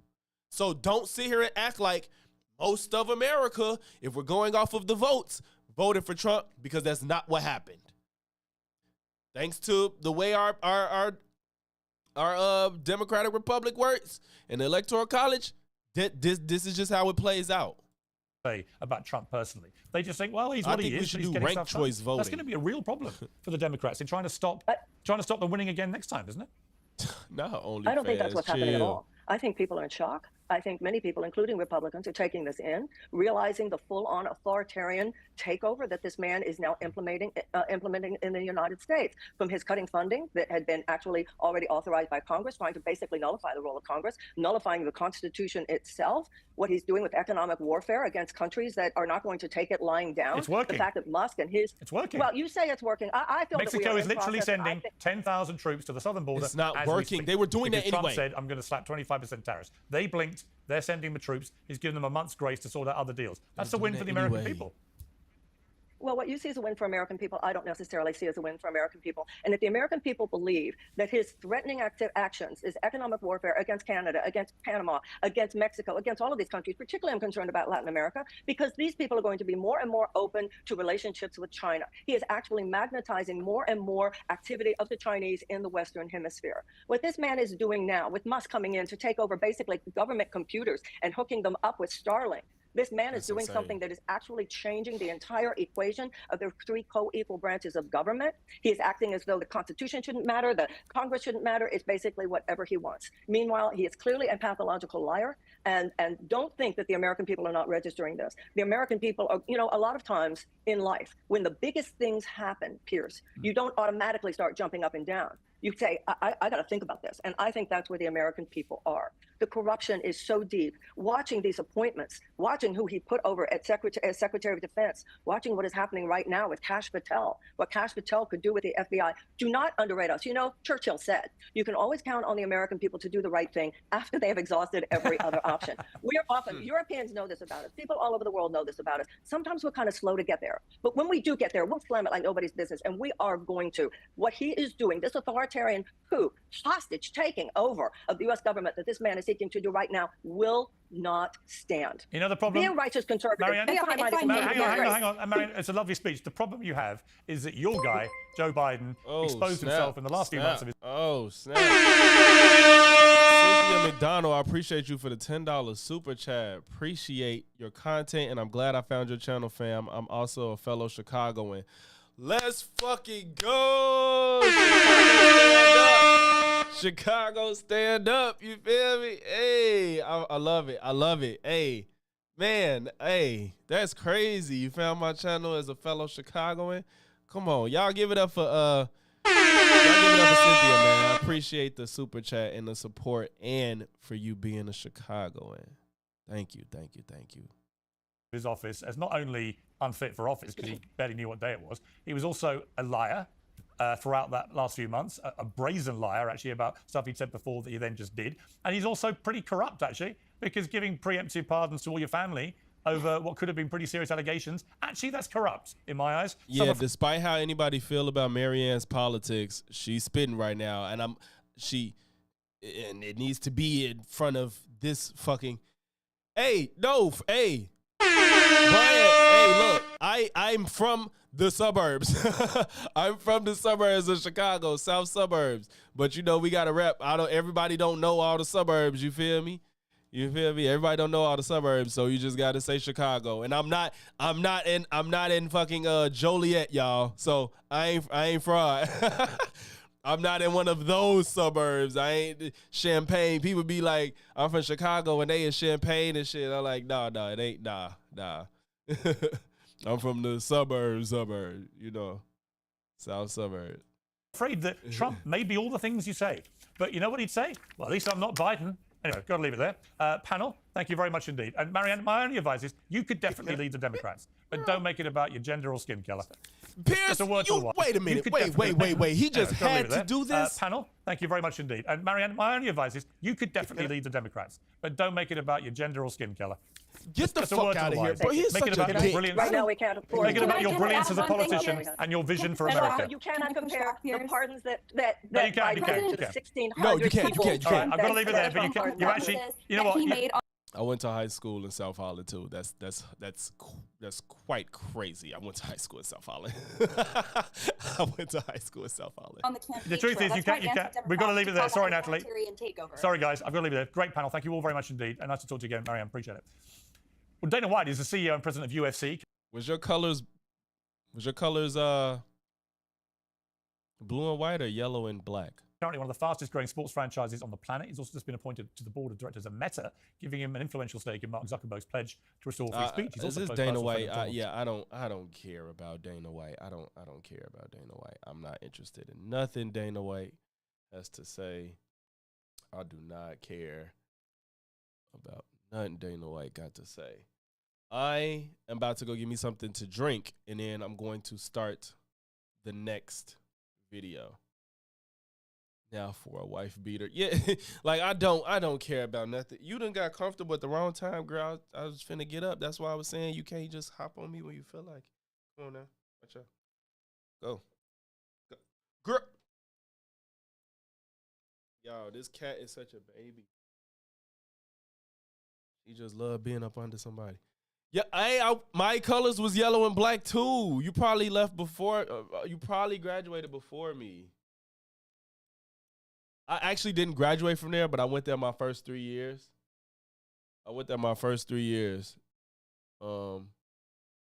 That's quite interesting. I went there my first 3 years, but I didn't graduate from there. I'll be right back, y'all. Yep.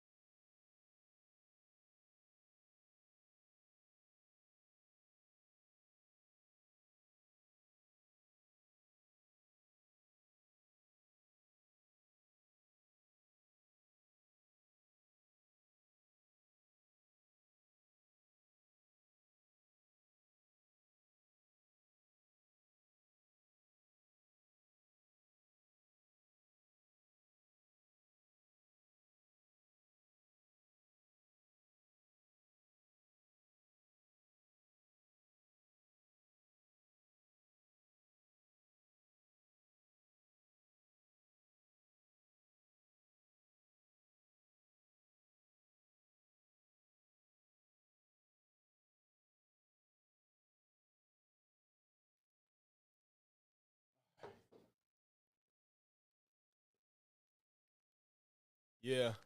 I went there shortly after they went to co-ed. I went there shortly after. I think actually when I got there, the last graduating class, the seniors there, that was the last all girls class, I believe, my freshman year. Funny enough. Okay. So Ezra Klein, he has a video, I guess, discussing Trump, and I feel like he's also trying to fight against, I'm not too sure what it's about. It's called Don't Believe Him, but I think he's trying to stop this revisionist history from happening again. And that's a big part of what I've been trying to do is like document all this shit that's going on so people can't try to change history once time goes by and people act like they don't know what happened and how we got here and as if we wasn't sounding the alarm for the past 4 years and whatnot. Yeah, bro, we not letting up on y'all. First few weeks of the second Trump administration. If you want to understand the first few weeks of the second Trump administration, go back and listen to what Steve Bannon told PBS's Frontline in 2019. The opposition party is the media. And the media can only, because they're dumb and they're lazy, They can only focus on one thing at a time. All we have to do is flood the zone. Every day we hit them with 3 things. They'll bite on one and we'll get all of our stuff done. Bang, bang, bang. These guys will never be able to recover, but we gotta start with muzzle velocity. So it's gotta start, it's gotta hammer. It's got muzzle velocity. Muzzle velocity. Bannon's insight there is real. Focus is a fundamental substance of democracy. It is particularly the substance of opposition. People largely learn of what the government is doing through the media. So if you overwhelm the media, a record-setting number of executive orders. Everybody pardoned. Violence, non-violence. Including assaulting police officers. Birthright citizenship. We live in unprecedented times right now. If you keep it moving from one thing to the next. So far, so good. Is this legal? If you give it too many places it needs to look. You've never been deported before? All at once. All federal grants and loans will be halted. Look, there is a purge happening. Frankly, unprecedented in its nature. Guantanamo. DEI. The Gulf of America. No coherent opposition can really emerge. It is hard to even think coherently. Donald Trump's first 2 weeks in the White House. He in this little bit of time, he is like spot on. He first of all, putting all those clips together is crazy, like, because it's all these things that is getting thrown at you in the media, and he just said it's impossible to keep track of what's going on or what to think or what's real and what's not. Like, and it's almost, I'm wondering, I'm not a conspiracy theorist. I don't think it's intentional, but there is some intent behind this. I don't know. Let's see what he say. Have followed Bannon's strategy like a script. Well, the flood is. If it was. Bannon is a strategist. He's a strategist. So this probably very much is intended. It's a point. The overwhelm is the point. The message wasn't in any one executive order or announcement. It was in the cumulative effect of all of them. The sense that this is Trump's country now. It is his government now. It follows. Why would he do that to us? His will. It does what he wants. That he is limitless. If he says that birthright citizenship is over, then it's over. Yeah, or so he wants you to think. In Trump's first term, people said, don't normalize him. In a second, though, the task, I think, is a little bit clearer. Don't believe him. Because Trump knows the power of marketing, the power of belief. If you make people believe something is true, you make it likelier that it becomes true. He clawed his way back to great wealth by playing a fearsome billionaire on TV. He remade himself as a winner after the 2020 election by refusing to admit he had ever lost. The American presidency is a limited office, but Trump has never wanted to be president. What he's always wanted to be is king. Yeah. And his plan this time is to first play king on TV. If we believe he is already king, if we believe he already has all that power, we will be likelier to let him govern as a king. We will then give him that power. Don't believe him. Trump has real powers, but they are the powers of the presidency, the powers Joe Biden had, the powers Barack Obama had. The pardon power is vast and unrestricted, and so he could indeed pardon the January 6th rioters. Federal security protection is under the discretion of the executive branch.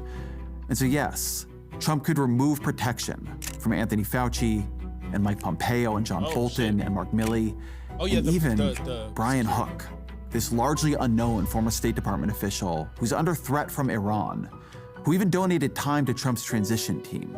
I would be very happy to put President Trump's record in the Middle East against any other president. All of this, it was an act of astonishing cruelty and callousness. This from a man who nearly died by an assassin's bullet months ago.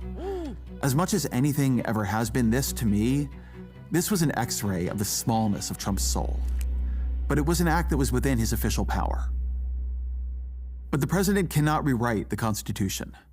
Within days, his birthright citizenship order was frozen by a judge, by a Reagan appointee, who told Trump's lawyers, "I have difficulty understanding how a member of the bar would state unequivocally that this is a constitutional order. It just boggles my mind." Then, a judge froze Trump's spending freeze. He froze it even before it went into full effect. And shortly thereafter, the Trump administration rescinded the entire order, in part to avoid a court case that it seemed pretty clear they would lose. What Bannon wanted, what the Trump administration wants, is to keep everything moving fast. muzzle velocity. If you're always consumed by the next outrage, you can't look closely at the last one. Last one, yeah. Then the impression of Trump's power remains, and the fact that he keeps stepping on rakes is missed. Yeah, like, and that's the thing, like, oh, I'm gonna tariff all these countries. Oh, they bent the knee, they bent the knee, even though all this stuff they're already doing. Oh, or birthright citizenship. Oh, DEI. Oh, like, it's just, oh, Obama did this. Oh, Biden left. Like, it's just, it's like he said, like, and people can't even take in when he fucks up, or like really does something stupid. Like, everybody's focused on the tariffs right now. And they're not even when Trump put out the tweet about like the deal they struck with Canada and Mexico, and people don't even take the time to realize that he already did that them plans was already in place or whatnot. And the stuff he said about the nobody's even focused on the stuff he said about the plane crashes as inhumane as it was. Well, I'm gonna go swimming, because he just keeps doing the next thing. It's just another headline. It's fucking crazy. The action of strength obscures the reality of weakness. Don't believe him. You can see this a few ways. Is Trump playing a part? Is he making a bet, or is he triggering a crisis? Those, I think, are the options, and I'm not certain that even he knows the answer. Trump has always been an improviser. But if you take it as a bet, a calculation, then here is a bet he's making. Maybe this Supreme Court, stocked with his appointees, gives him powers no peacetime president has ever possessed. Perhaps all this becomes legal now that he has asserted its legality. It's not impossible to imagine that bet paying off for him. So what if the bet fails? What if Trump's arrogations of power are soundly rejected by the courts? Then comes a question of constitutional crisis. Does he just ignore the court's ruling? To do that would be to attempt a kind of coup. I wonder if they have the stomach for that. The withdrawal of the OMB order, to me, suggests they don't, because bravado aside, Trump's political capital is thin. Gallup has Trump's approval rating at 40. Initial job approval ratings of elected presidents from 53 to 2025. Damn. He's the most disapproved and one of the least approved since the 60s. Where's Obama? Oh yeah, Obama's one of the highest. His disapproval was relatively low. I feel like if Obama wasn't black, it wouldn't even be this high. 47%. That is about 10 points beneath Joe Biden in January of 2021. Both in his first and his second terms, he entered office with approval ratings below that of any other president in the modern era. And so I thought these defenses of Trump's firings were telling. It is the belief of this White House and the White House counsel's office that the president was within his executive authority to do that. The law says he's supposed to give you 30 days notice. He didn't do that. Do you think he violated the law? Well, technically, yeah. Do you believe that it's legal? By definition. It is over. Brian, it's very much like defeating, but I just feel like I can't. This shit is what made me go harder into politics. I've always been pretty passive. About politics, but this shit with Trump is just gotten out of hand, and I feel like I can't be passive no more. I don't think no votes got purged. I think people just didn't vote on the Democratic side. I think they just was like, I don't care. It's his administration. They work for him at the pleasure of the president. And if it's illegal, it should be legal. So then ask yourself, why isn't Trump trying to make it legal? There is a reason Trump is doing all this through executive orders rather than submitting these same directives as legislation to pass through Congress. A more powerful executive could convince Congress to eliminate the spending he opposes, or to reform the civil service to give him the powers of hiring and firing that he seeks. And there's a good reason to do that. To write these changes into legislation would make them both more durable and would allow him to argue their merits in a more strategic way. He would be reforming the entire system. But Republicans at the moment, they have only a 3-seat edge in the House, smallest majority since the Great Depression. They have a 53-seat majority in the Senate. Trump is obviously doing nothing to reach out to Democrats. If Trump tried to pass this agenda as legislation, it would fail. And that would make Trump look weak. And Trump doesn't want to look weak. He remembers John McCain humiliating him in his first term by casting the deciding vote against Obamacare repeal. Congress is a place where you can lose. That is a tension at the heart of Trump's whole strategy. Today, I will sign a series of historic executive orders. Trump is acting like a king because he's too weak to govern like a And president. that's the thing, like the base for them to just be supporting like all these EOs. It's like, yeah, I've had motherfuckers arguing me to myself, Trump has done more in a week than Joe Biden did in 4 days. Bro, executive orders, like stop. Again, if you want to admit that you want a king and not a Democratic Democratic Republic, then just say that. And I will stop engaging with you because we can't agree on the basis of what this country was founded on and what we ideally would want. So if you just want a king, I don't need to engage with you because we'll never agree on anything. So to be like executive orders is change, get the fuck out of here. Bro, it's the weakest form of legislation. And half the shit ain't gonna follow through or stick around. With these actions, we will begin the complete restoration of America and the revolution of common sense. Just causing chaos. This flurry of activity, it's meant to suggest the existence of a plan. But the closer you look, even at this first 2 weeks, the less true it seems. They are scrambling and flailing already. They are leaking against each other in the press already. We learned that the OMB directive was drafted reportedly without the input or oversight of key Trump officials. It didn't go through the proper approval process, an administration official told the Washington Post. For that to be the process and product of such a sweeping signature initiative in the second week of a president's second term, it's embarrassing. But it's not just a spending freeze. The Trump administration is waging...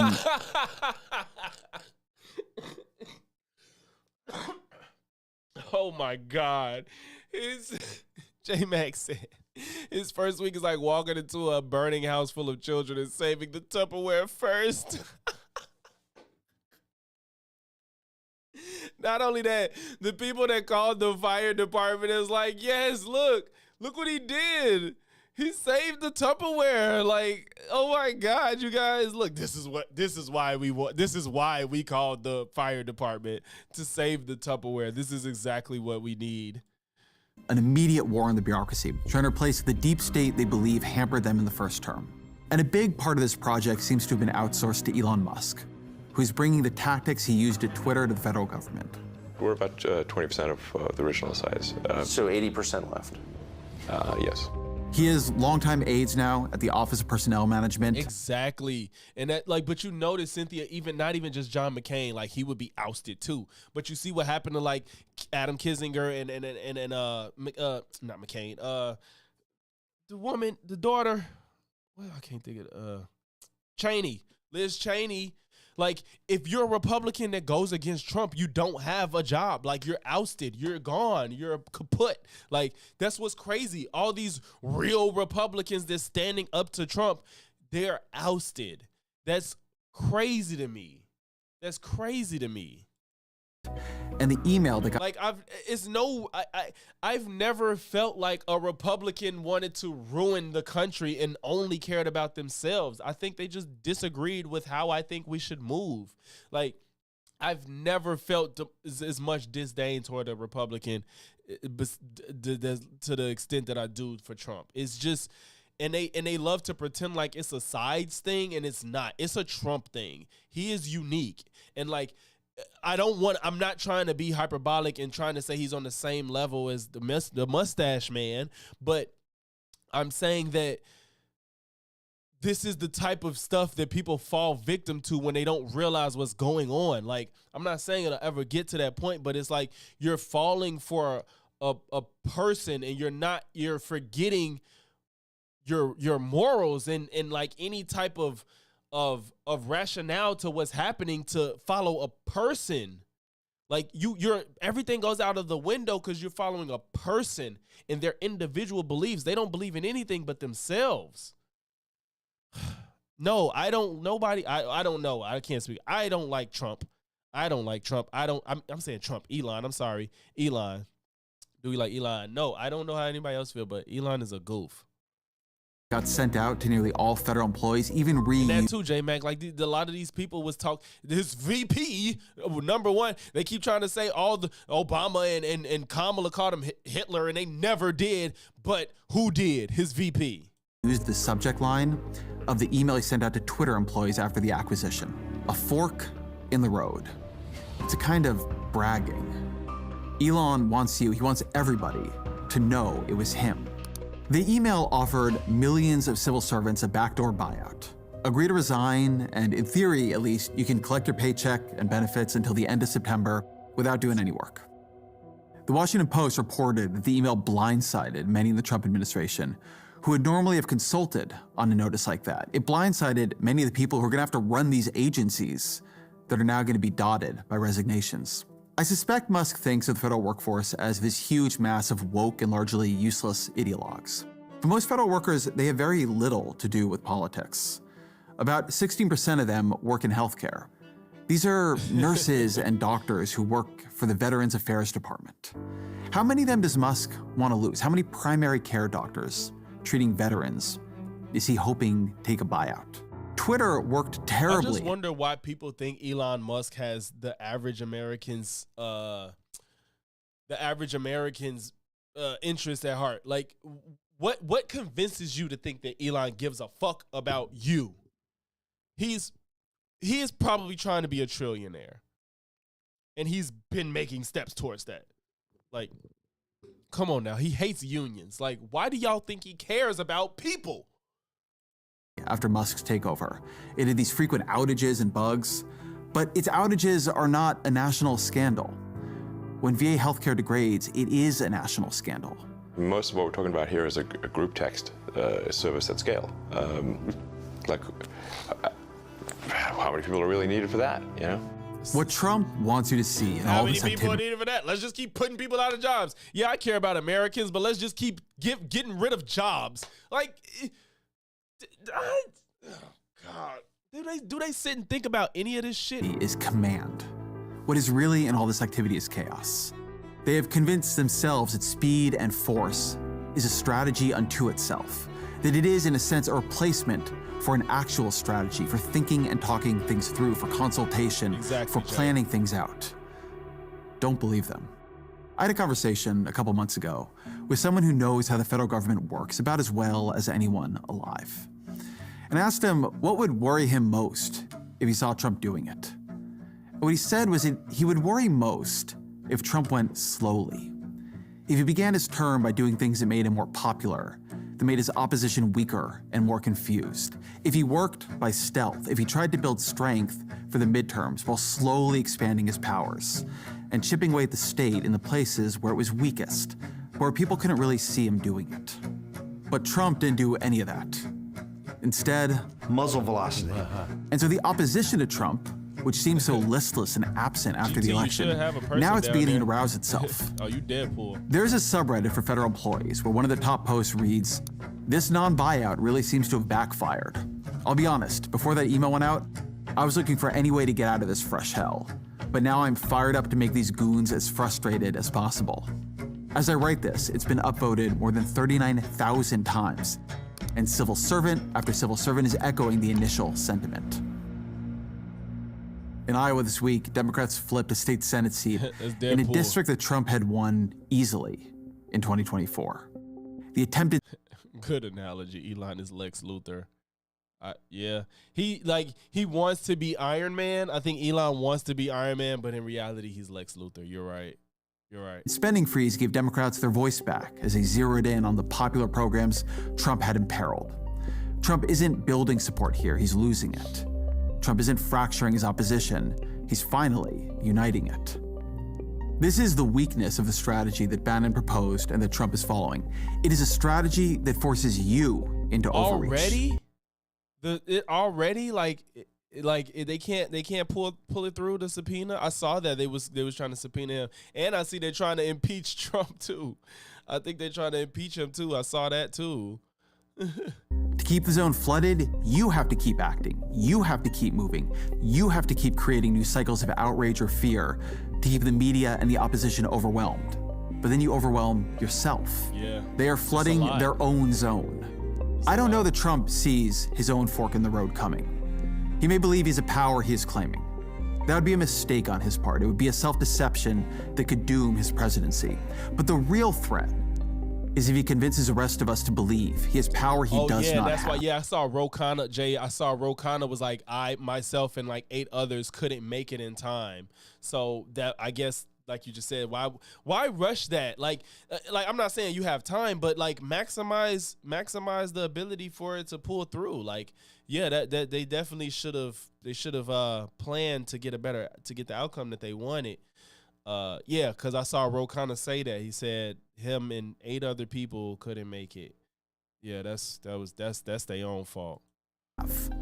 The first 2 weeks of his presidency have not shown his strength. He is trying to overwhelm you. He is trying to keep you off balance. He is trying to convince you of something that isn't true. Don't believe him. Hey, that remind me of the Got Milk ad. It was like the same font. Of something that isn't true. Don't believe him. This got to be the thumbnail for when I cut this. Yeah, for sure. Don't believe him. This is the thumbnail when I post this. That was a good video. It felt like he touched on a lot of things with Trump. If it would have, he talked about things that I don't feel like fell in within the scope of don't believe him. He talked about a lot of other stuff, but I like the idea of talking about don't believe him. Like, I think he could have stuck on to the deceptiveness of Trump and what he's doing versus like he started talking about like shit that is unrelated to how much of a liar he is. But I made a video to show why he's un-American, and if you have not seen that, it's one of the videos on my channel that I'm proud of that gets, I don't know about y'all or if anybody's a content creator or if they watch a lot of YouTube, but I think a lot of other content creators can attest to some of the videos you work the hardest on and are the most proud of do not get the most views or attention, and it's so crazy. Not to say that I don't like the videos that I make that y'all like, because I like all the content I make. If I dislike something, I usually don't post it. Probably could count on one hand how many times I posted something I didn't like, which I don't think I really do. But the videos I love and really... not love, but the videos that take the most passion and heart and effort get the least attention. So I have a video called Trump is the real anti-American. I really think it's a good video, and check it out if y'all have not. I think it was a good video, man. I really like that video. It was I put a lot of hard work and time and effort into that video. I want to get better at making video essays, and that's what that was. It was a video essay. So check that out. Representative Al Green of Texas introduced articles of impeachment this morning is based on him wanting to annex Gaza. Yeah. I didn't know the reason, but I saw that he was moving to impeach him. But the subpoena ain't go through, so we'll see what happens with the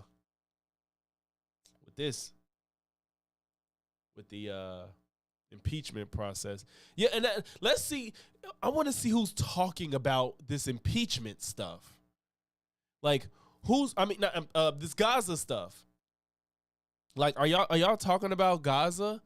I know Piers ain't said nothing about Gaza. I'm certain.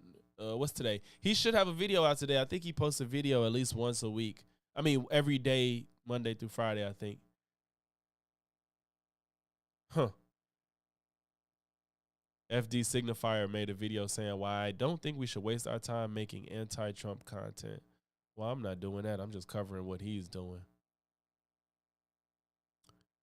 I want to see what people got to say about this Trump Gaza stuff.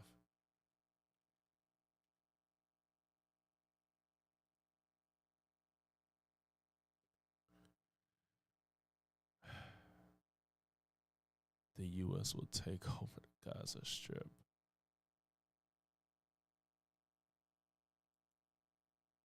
I didn't see him actually say it. I just saw people bring it up. I want to see. In a presidency made up of days full of many... I want to hear. I want to see the reactions when he says it.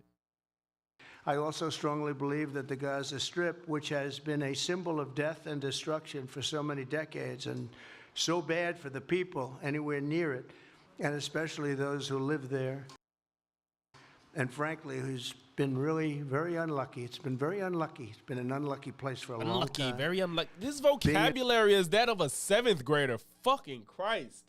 Its presence just has not been good, and it should not go through a process of rebuilding and occupation by the same people that have really stood there and fought for it and lived there and died there and lived a miserable existence there. Instead, we should go to other countries of interest with humanitarian hearts, and there are many of them that want to do this, and build various domains that will ultimately be occupied by the 1.8 million Palestinians living in Gaza, ending the death and destruction and, frankly, bad luck. This can be paid for by neighboring countries of great wealth. It could be 1, 2, 3, 4, 5, 7, 8, 12. It could be numerous sites, or it could be one large site. But the people will be able to live in comfort and peace, and we'll make sure something really spectacular is done. They're going to have peace. They're not going to be shot at and killed and destroyed like this civilization of wonderful people has had to endure. The only reason the Palestinians want to go back to Gaza is they have no alternative. It's right now a demolition site. This is just a demolition site. Virtually every building is down. They're living under fallen concrete that's very dangerous and very precarious. They instead can occupy all of a beautiful area with homes and safety, and they can live out their lives in peace and harmony instead of having to go back and do it again. The U.S. will take over the Gaza Strip, and we will do a job with it. Oh my God! It almost sounds like he snuck it. It sounds like he was just like, hey, if Trump ever been smooth, that was the smoothest I ever heard it. He just said some wild shit in just this like long speech to get to there. Like, hey Cynthia, I don't think you was here when we just covered the Piers video. I don't know when you tapped in. I don't know. You might have tapped in during the Piers video, but we just covered him. He should release a video today, and he better talk about this Gaza announcement. And I swear to God, if he never talks about it, I am making a video dedicated to how full of if Piers does not criticize Trump for this Gaza shit, I am going to make a video dedicated to how full of shit Piers is. Like, I at that point, I'm already over Piers, but that's going to be the straw. Because you can't ignore that. You cannot ignore how ridiculous and crazy this has gotten to this point. So he better address this. I kid you not. If he got between today and tomorrow, I don't know his recording schedule. You know, he's in the UK, the time differences and all that stuff. He got between today and tomorrow. And I know I'm nobody on YouTube. I'm saying that like I'm finna end his career and shit. But the point is, Piers is, if he does not go in on Trump for this Gaza shit, I'm never letting my foot off his neck.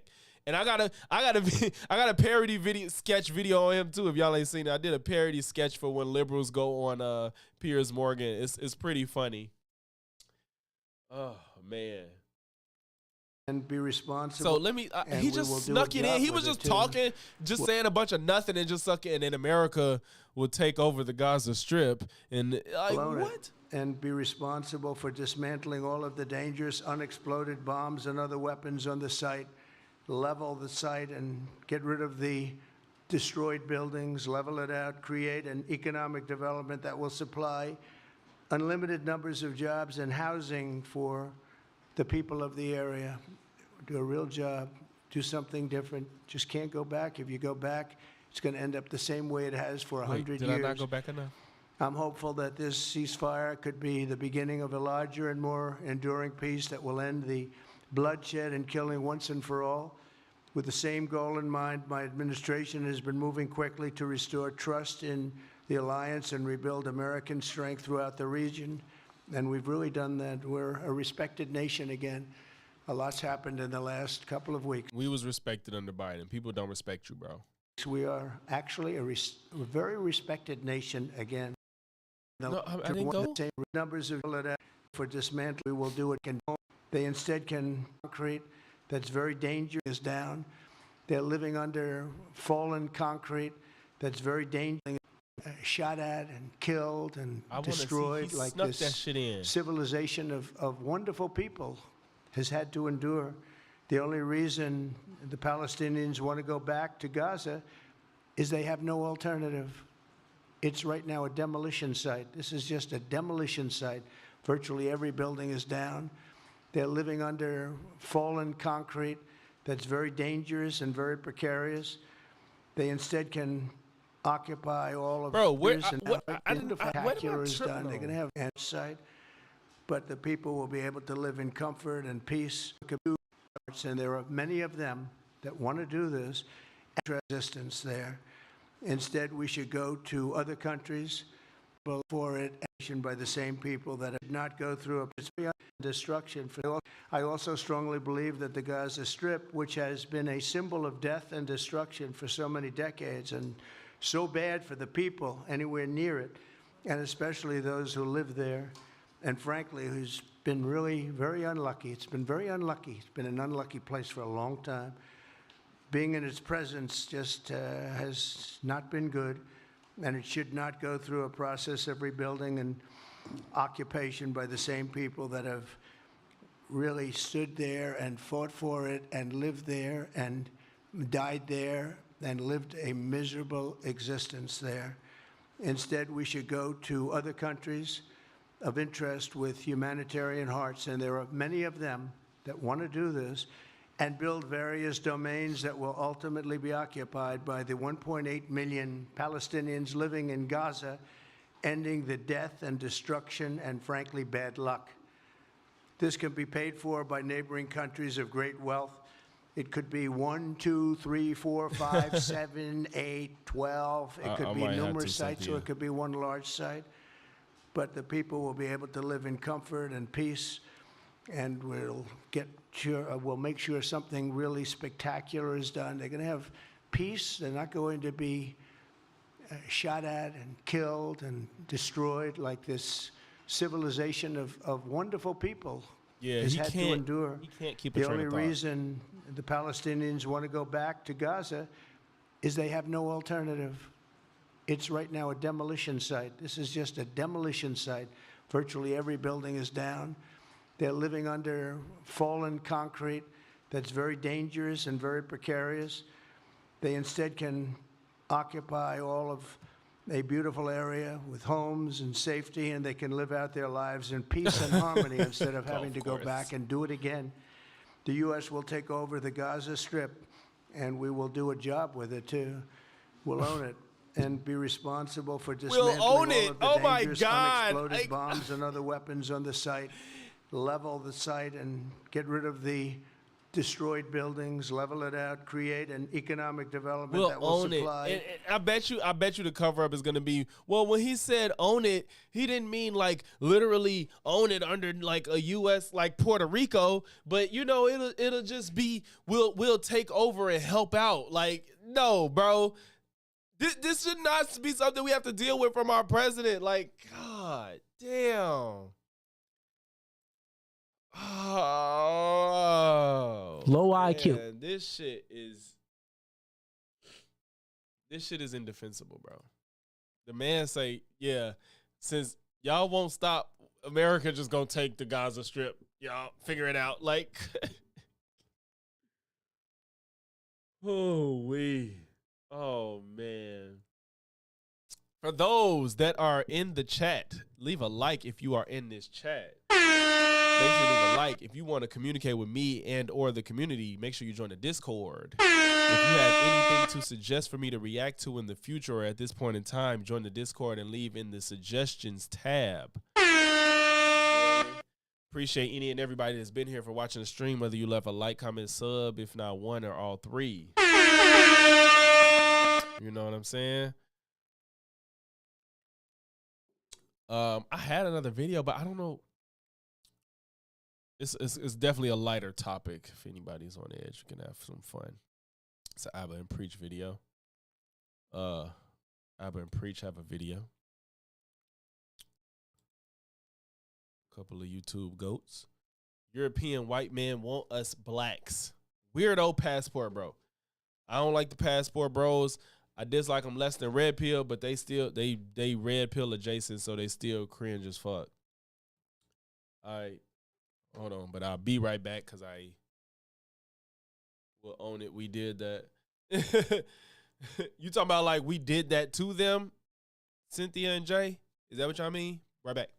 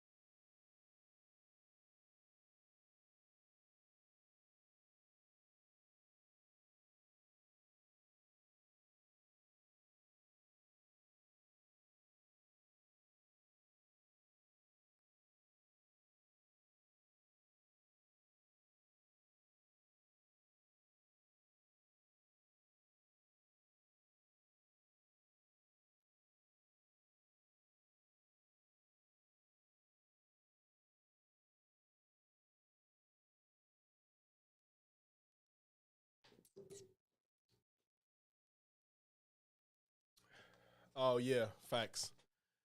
Yeah. All right. Let's do something light. I don't want everybody to get angry and upset, the whole time. We're going to have fun too. So this probably is way less annoying and getting our emotions riled up. All right, today's topic. This is in Preach's field of expertise. Expertise strong. Intermediate skills. We shall see. What's going on, guys? This is another I told you so video. Women in Poland, as I have told you guys for years, has decided who they want. And Brad is not happy. All right, I'm going to show you this video here. We're going to play this video here. How is that my line of expertise? Women in Poland, white women, have chosen what they want, and Brad's not happy. Who's Brad? Supposed to represent the white guy in Poland. Oh. How's that got nothing to do with me? This is in Warsaw, Poland. Hey, I feel like Preach cut his hair and he ain't showing us. Cause the last videos he done had the turban thing, he done had that shit on his head. So I don't know what's going on. I talk about Poland in my Patreon. I go deep and down into the details. My brother is dating a Polish girl. I've told you guys hundreds of times that Poland is wide open. I've dated a bunch of Polish girls in Poland and in Europe. And I will tell you that Polish girls are probably, I would say they're probably my favorite. It's either Polish or Romanian. I can't really figure it out. But there's a video on YouTube that I'm gonna play here. It's gotten 30 million views. 30 million views. We got there. This is in Warsaw, Poland. They're dancing, and Brad is not happy. We're gonna go over the comments about Brad, and I got a message for you too, Brad. Okay, let's play the video. And as you can see, we got a brother here, and we got a brother in the back. We got 3 brothers in here, but let's keep going. That's not a brother. That's No, brothers in Abba here. It's one dude right here in the front, the brother right here next to him with the black vest, and then the brother all the way to the right. He ain't Abba. Come on now. But let's keep going. That's not a brother. That's the guy who does your tech. Okay, South Asian, but I get what you're trying to say. Oh, it's 3 brothers in frame. A brother there, a brother there, a brother there, a brother there, a brother there, a brother there. Oh, she getting down and dirty. I need to check out Poland sometime. Oh no, there go Preach's hair. Basically saying, yo, these white chicks, they want brothers. As a matter of fact, these white chicks just want to dance, and y'all don't. The thing is, it's in our culture. So we're gonna go dance, and when you dance kizomba, when you dance salsa, when you dance all these dances, you got a point. Like, and that's the thing. Like, y'all, for those that don't know, I'm a dancer too. Like, when Myron and them be making fun of ABBA and preach like these gay ass niggas, they be dancing, like, bro, do you understand how much you're around women as a dancer, bro? Whether you like women or don't, there's a lot of gay men that dance, but the straight men that dance, you're surrounded by women all the time because it's dominated. That's art that's dominated by women. Like, how on earth do you think that straight men that dance are just like not getting women? Women love that shit. Like, what is wrong with y'all? You're making the girl feel good. She feels good about herself because she feels sexy. She feels able to do something. Oh shit, I'm doing the step. I'm following. Oh my God, that's great. If you just learn how to dance, right. Brad or whatever the fuck that's mad at that, just learn how to dance. Legit, learn how to dance and learn how to talk to people. It's cool to go to the gym with your boys and with your bros, and you know, it's cool. Learn how to dance. Learn how to lead. You want, like, yeah, I'm the leader in the couple. Well, first you got to get a fucking couple and learn to lead. Learn to dance. I said that before, and I'm gonna keep saying it. If you learn how to dance, you're at the same level, almost. Level of what? Of coolness. Like, these motherfuckers really want to dance. Like, they've been in these places are so like stiff.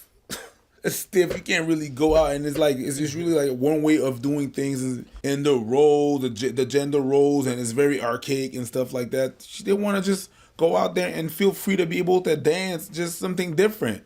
And these dance, like what they're dancing right there in that video is kizomba.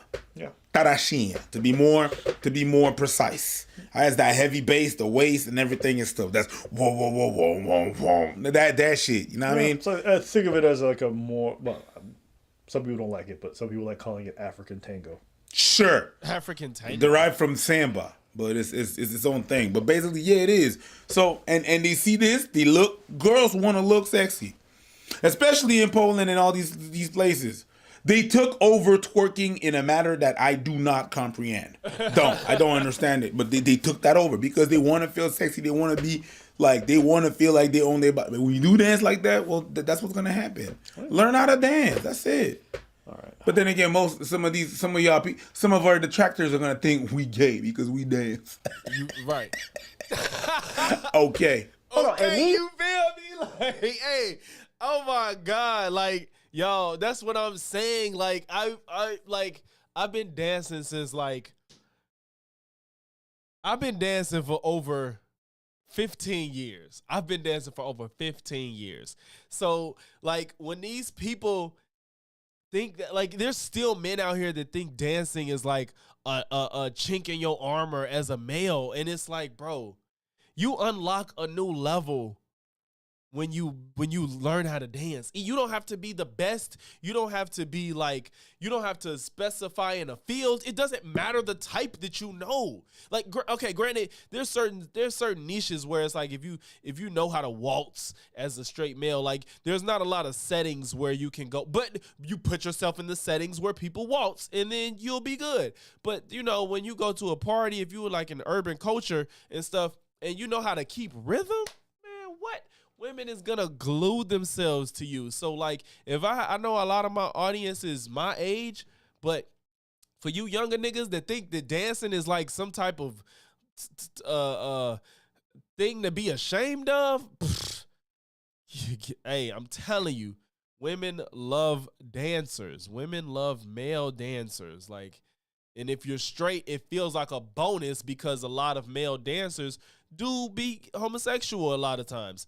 But when you straight, they feel like, oh my God, a man that can dance, he comfortable with himself, he got rhythm, so I got somebody to dance with, and he like women too, so, you know, like, they feel like they got something that's rare. These aren't Americans, by the way. These are Americans. These are brothers from Nigeria. These are brothers from Africa. So if you brothers in Africa and you're like, hey, I want some vanilla, I'm tired of some chocolate, I want a little something different, Poland is wide open. Germany is wide open. That, but whatever. Do you want to successfully date women abroad? Keep in mind now, I live in Brazil and I've been living overseas 14 years. Okay, I can say this just from limited watching this guy. This guy's a dork. He does not get the women that he pretends. And most of my experience, especially considering this guy's selling a lifestyle, he probably paying for Most of these guys who talk like this, you realize they have a shallow understanding of whatever culture they're talking about. Yeah, They're he just did. talking about, I didn't Brad. know where it was going or who he was and the role he played in this video, but I never got the vibe that he was like some type of ladies' man or like dating coach, or he had some inside scoop on culture of dating in Poland. I didn't know what his role was, but I never got that vibe. See, these women want black dudes, and that's not the reality. You spend enough time in Eastern Europe, yeah, you'll see some black people. It's not like these people are coveted. You hear about the exceptions. Most of the immigrants who go over there can't get some. Yeah, and if you go on YouTube, you'll find videos of black dudes who go over there thinking it's wide open or whatever, and the women not interested. So Why? there's going to be men that get some, and there's going to be men that don't. People have a dream, okay? And the dream is, my life here in the United States or America or the West sucks. Women here don't want me, so I'm going to go where I'm appreciated. Not realizing if you're a lame in North America, you're a lame over there too. You're not going to become any less of a weirdo because you go over there. And you can see the way he talks about the dance. I don't know how much. I don't have. Abba probably knows better than me, but I do feel like in America, like you could be a lame that like has no game. You don't know how to pull women, but I feel like if you have enough money, you can get entertained more. And I think that in certain, maybe not certain places in Europe, but there's places you can go in other parts of the world where your money will get you an exponential amount of attention that you would never get in America solely off of the money. I think the money will carry you way further in certain countries than it would in like a lot of places in Europe and in North America. I don't know that for a fact, but I do know that a lot of women move different if some money is in a wave in places where money isn't easy to come across. He's looking at it, he's like, look at the Brads. The Brads are not happy. Meanwhile, you see a bunch of white dudes dancing with the women in the crowd too. It's not exclusively black things. It's just you just have to learn how to dance. And that if you learn how to dance, you're going to be able to dance everywhere in the world. That's it. That's it. And guess what? Most people go there and they don't hook up or date anyone from there. They just go there to dance. But people who don't understand it and don't have the cultural sensibility because they're dorks, they speak about it confidently. They don't know what they're talking about, but they speak about it confidently. And they're like, oh, look, all these people, Brad's not happy. Why? They're just dancing. When you don't comprehend, don't understand what it's like. It's like, oh my God, but he's so close to her. Yeah, that's the dance. Yes. That is the dance. And then guess what? The song is going to end and you're going to get another one. And then that's it. And maybe if there is a connection, maybe there's something that's going to happen. But most nights that's not the case. Most likely it's not going to happen. Most nights you're going to dance with 30 to 40 people, and then you go home, you sleep, you shower, you massage your feet, you go to bed, you wake up the next day, you go. It's probably a festival or something. There's 3 days of dancing. Everyone shows up from all over Europe, and they all dance with each other. I've been to a lot of these events, this whole idea. This is, how do I describe this? Okay. This feels like when people tell you, oh, the school dance, everybody gets it on. Everybody, you gonna make out with somebody, then you take her home. You go to the school dance, and what happens? Everybody's on the wall. Girls are on the wall, guys are on the wall. And you know what? The people that are making out, let's say you go to the school dance, it was really just 2 people out of everybody that was making out. I cannot call it a majority. I'm sorry. That's not how majority works. That's it. So it's the same thing. It's just like this guy. You know what happened? He went to Poland. 1 or 2 girls were interested. Poland's wide open. It's not. Wide open. Poland. That's wide Wait a open. minute. Wait. Calm Is down. Abba diabetic? It's not. Wide Oh no, that's open. Band-Aid. Poland. Wide open. That's great. Insulin thing. Down. Wide open. You can't say that like that. Yo, bro. That's a motherfucker. Some bitch looked at me. The whole country wanted. He said Poland's wide That's how it works. open. Really? That's how people So are. you went- You want to you know went- how I know? No, Preach did do something to his hair. Preach hair ain't as long as that ain't a hairstyle. Like he got braids. It's like he's starting his locks over or something. He definitely got braids. Them ain't locks this styled. Preach cut his hair for some reason. Because I've seen so many guys, okay? They go on one trip to a country. They don't even sleep with them. They talk to one girl in the night at a club. The girl shows interest, gives them the number. They go back home. Yo, bitch, Brazil want this. Brazil want this dick, nigga. Talk about Brazil. They want do, this. though. Bro, Brazil want this dick, nigga. They do, though. Bro,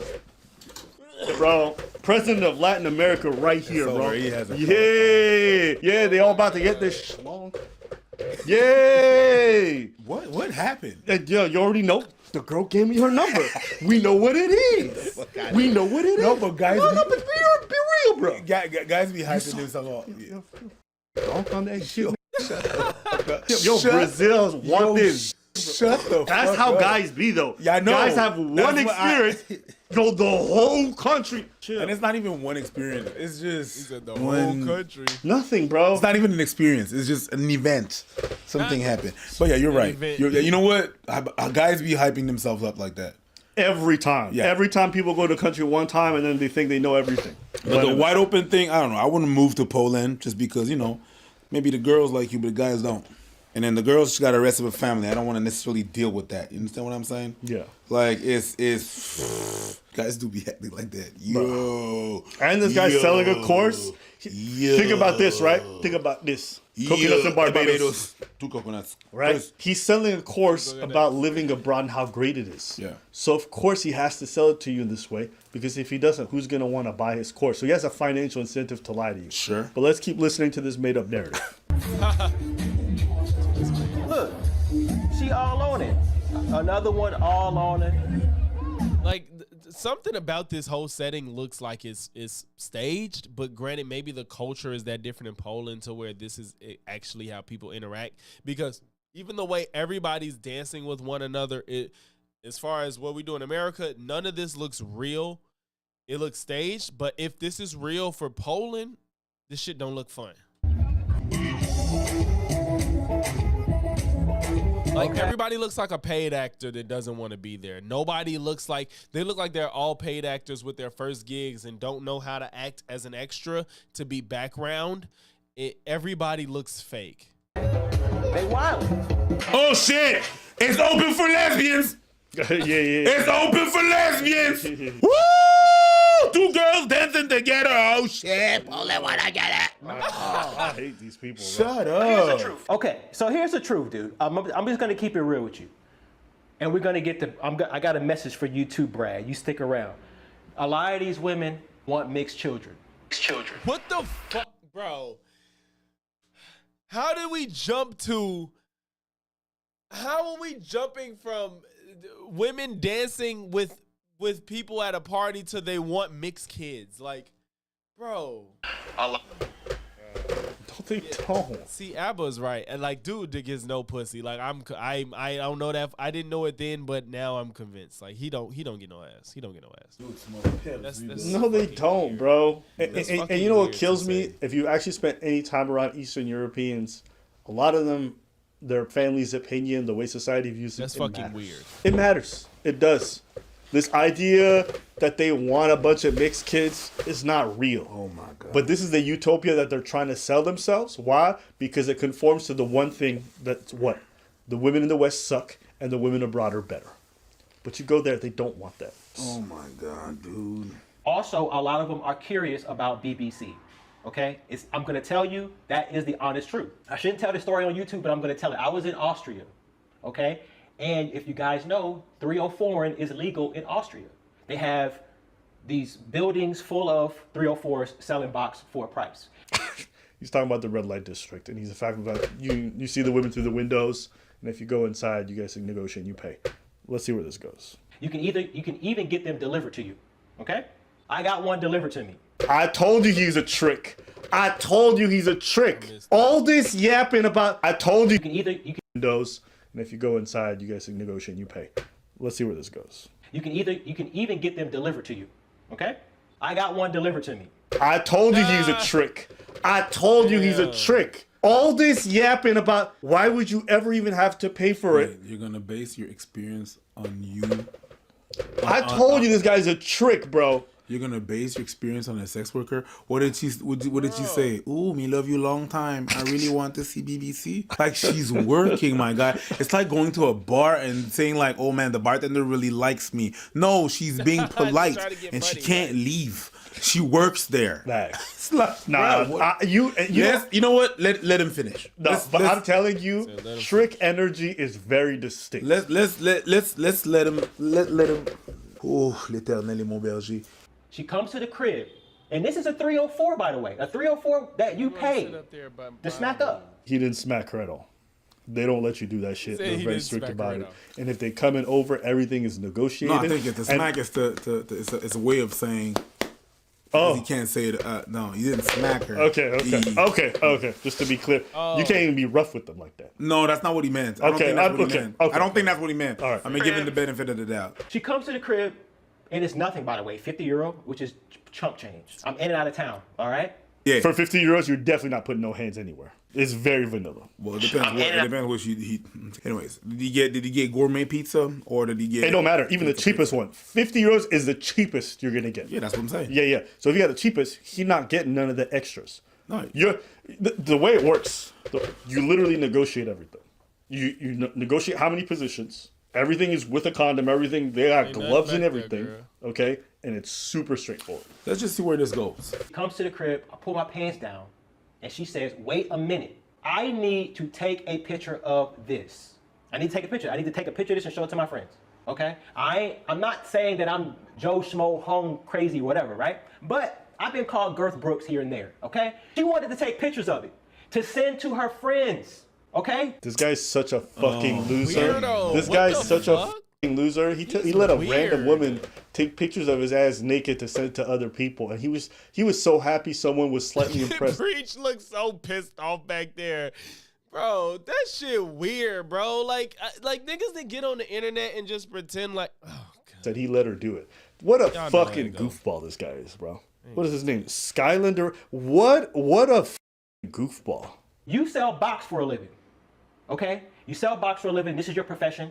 And apparently you sell it for free because your dumbass let people take nudes of you for free. You are dumb as fuck. So when she said, "Oh my God, yes, Daddy, you're the best I ever had," you believed her too?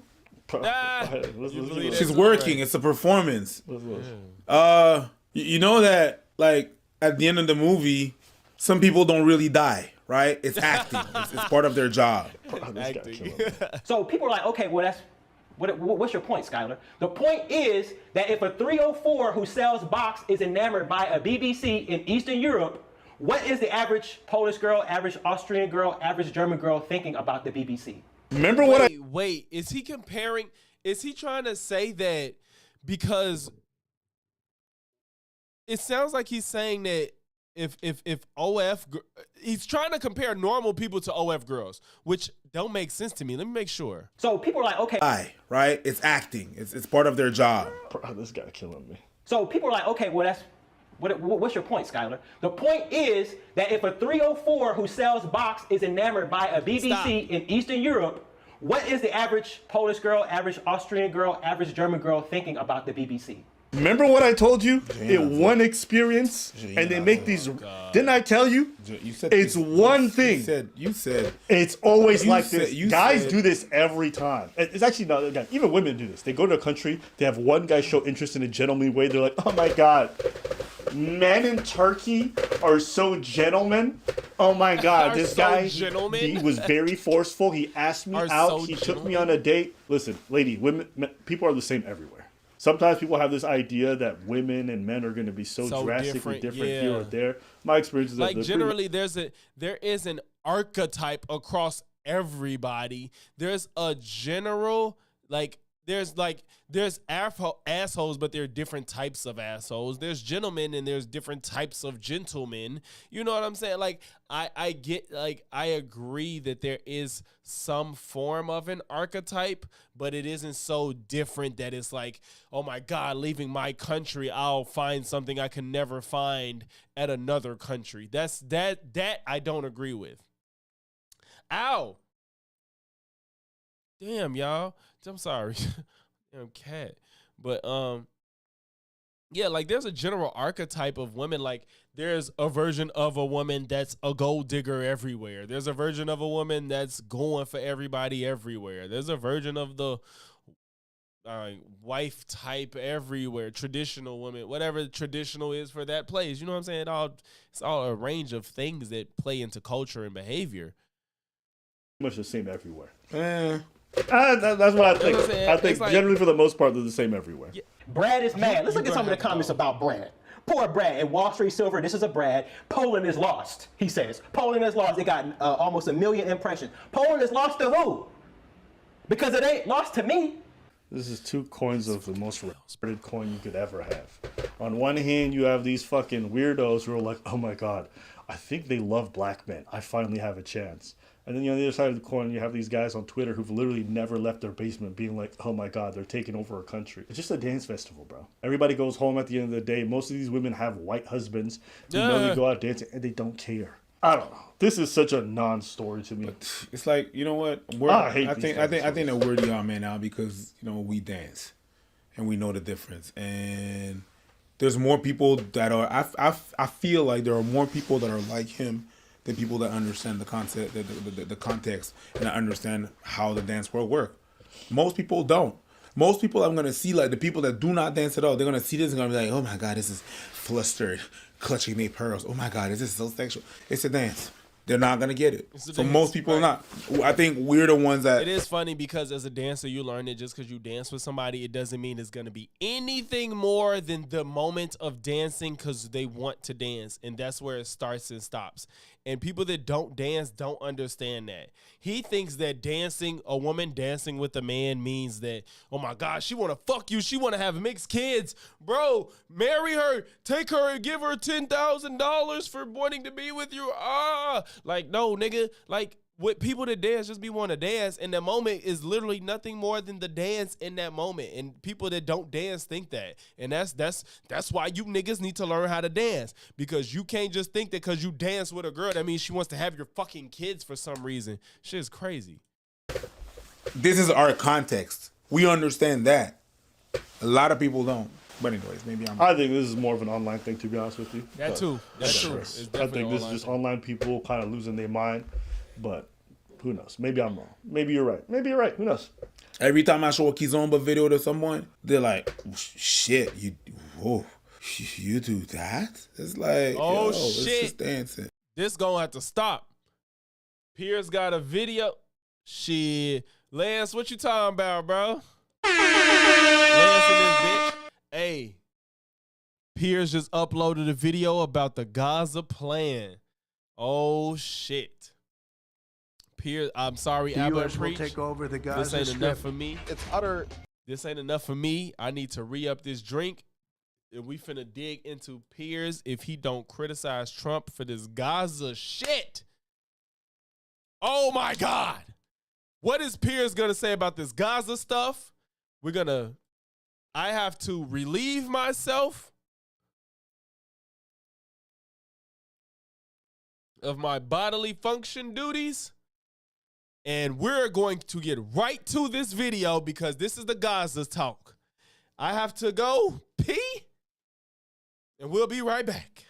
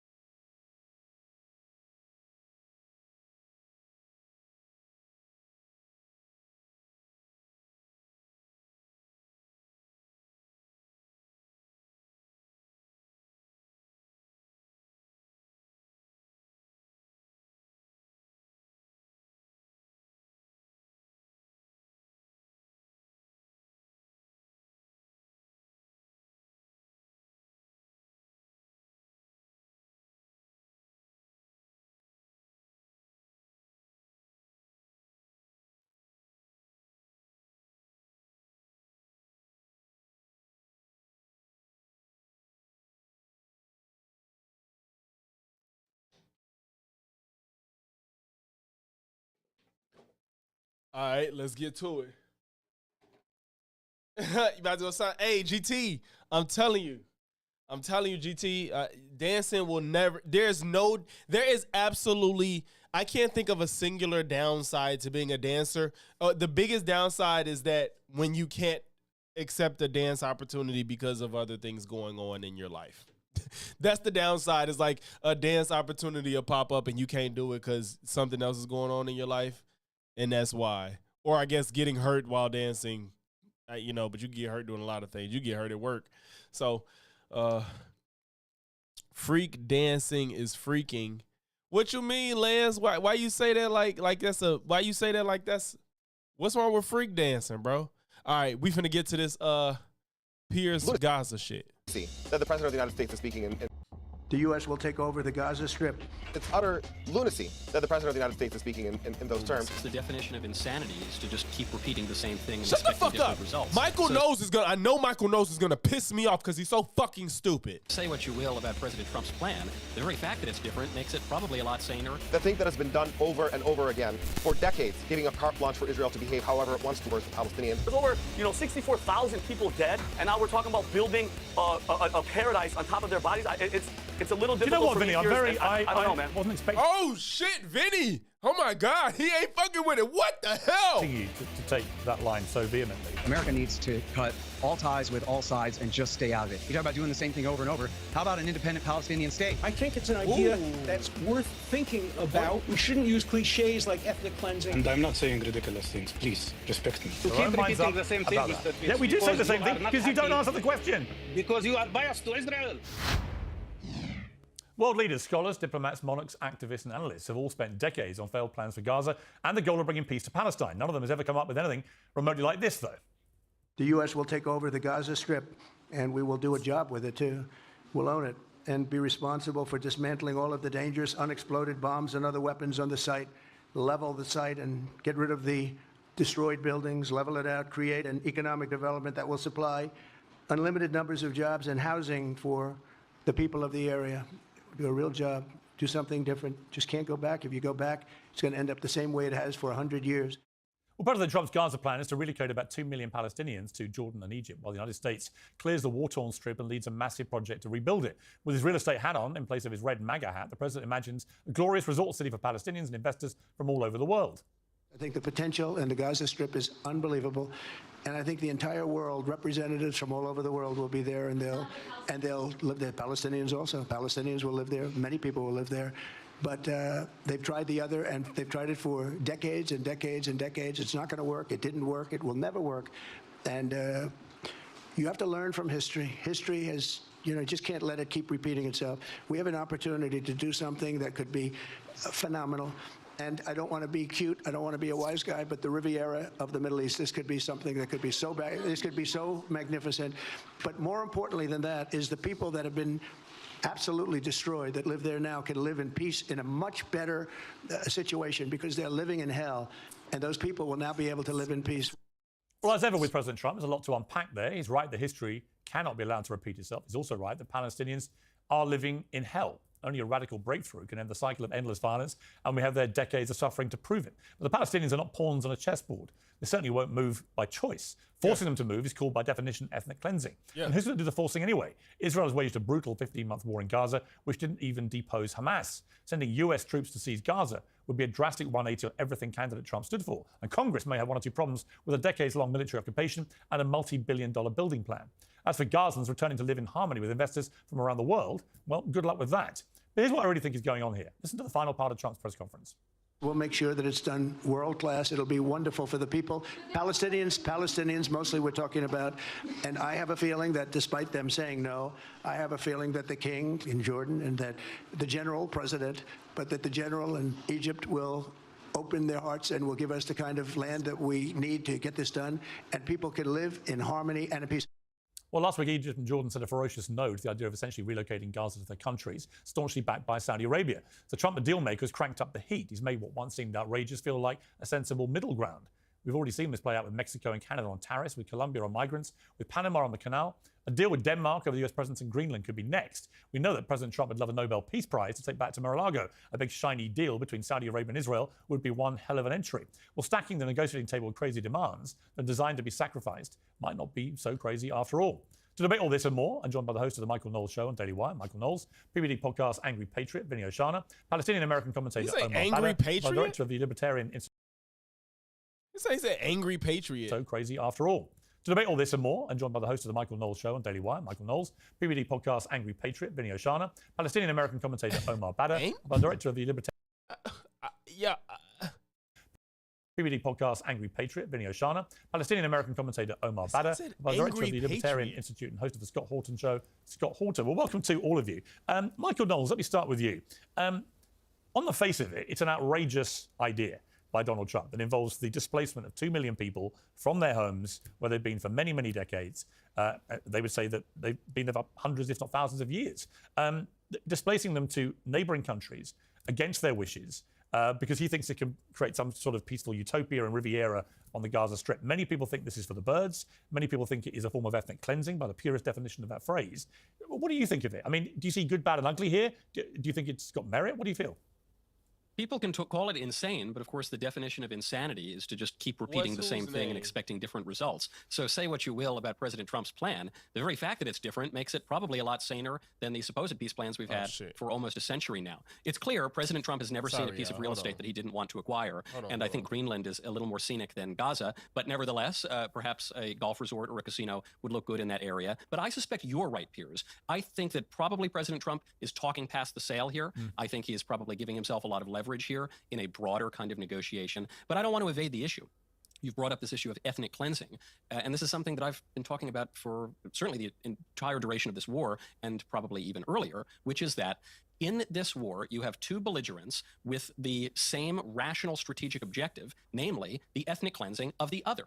And so when we're talking about the Israelis, it does seem that the implicit and rational strategic objective would be to get the Palestinian Arabs out of Gaza because they can no longer tolerate the security risk that was proven on October 7th. I don't blame them for it. If I were the Prime Minister of Israel, I would have the same view. And we can't let the Palestinian Arabs off the hook here. They elected Hamas. Their explicit goal, their perfectly clearly stated goal, is the ethnic cleansing, if not the outright genocide of Jews in Israel. So I guess my question to people who are clutching their pearls and who are scratching their heads is, bro, the reason you confused is because he's confused. He has no idea what the fuck he wants to do. Or I think Trump thinks that, oh, taking land from other people, taking sovereign countries from their, like removing sovereignty from other nations makes me look powerful. He don't give a fuck about the country or the people in it, bro. Like, and I'm not saying this like you think he is. I'm passionate. You already know me, bro. So he's thinking like, I can exert power and people will love me.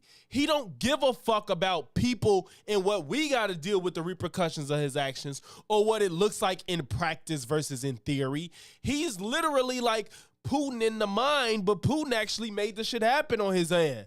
And that's what Trump would not mind being Putin. Like, I don't know why people don't think there's no relationship and why Trump looks at Putin as some type of fucking model of leadership or Xi Jinping and all these people, because he don't mind that shit, but he can't get away with it because he's in America. He can't get away with it fully because he's in America. So if Trump could be Putin in real life, that wouldn't faze him. He don't give a fuck, but he does have to tread that line because he's in America, because at the moment he tries to be Putin,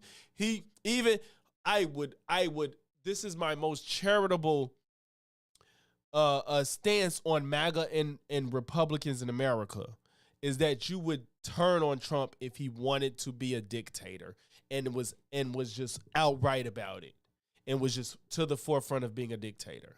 I would hope that you would turn. And he can't do that because of the way America's Democratic Republic is set up. So all this shit to like insinuate that he wants to be a dictator and MAGA is kind of like, yeah, Trump, yeah, I don't know where you're going with trying to take over the Gaza Strip, but yeah, you're powerful. Show him what you mean. Show him that you mean what you say. Like, what the fuck are we doing, bro? People wanted you because they thought that inflation was too high, gas was too much, they couldn't afford eggs. Like, that's why people claim and to get rid of immigrants. To get rid of the immigrants. Y'all claim y'all want the undocumented, but y'all really just want all of them gone, to be honest, because y'all was jumping on Vivek back.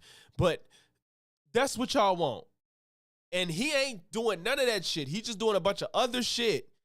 And hopefully this cast of people, somebody calls, from the preview, it looked like Vinny gonna call him out. Michael Knowles seems like he's gonna make all the excuses. I can't fucking stand Michael Knowles. Look at his fucking stupid face. All right, let's go. What did you expect to happen? For the fact that President Trump's stated goal is the ethnic cleansing, if not the outright genocide of Jews in Israel. So I guess my question to people who are clutching their pearls and who are scratching their heads is, what did you expect to happen? For the fact that President Trump is at least giving a little bit of leverage for a broader deal here seems to me the best resolution that we've had so far. The IRS is the largest collection Bro, of... Pierce, this ad, I know. Billion.com. It's interesting, Omash Pierce and Trump. Now on with the show. Yeah, I mean, it's interesting, Omar, because I've known Trump a long time, and one of his favored techniques is to say something that sounds very outrageous. Stop cutting him this slack, Pierce. Just get to the point. It sounds very shocking, sounds very extreme, to jolt people to a negotiating table. Right, I've seen him do this many, many times. We've just seen it with the tariffs, him with excuses. Mexico, Canada, and the ongoing row with China. This is part of his playbook. So I don't for a moment think that he believes this is actually achievable the way he laid out yesterday. But do I think that there is some kind of middle ground here where America took charge of Gaza for the foreseeable future, helped rebuild Gaza, and that some people from Gaza do end up going to Jordan and Egypt, as many have in the past, by the way, and that some would return to a revitalized, rebuilt Gaza? Is that beyond the realms of acceptability to people in Palestine? Yeah, you know, Piers, Trump has said many extreme things in the past, but this is by far the most extreme position he has put out. And that, quite frankly, is a very high bar given the fanaticism with which he utters policy proposals on just about everything.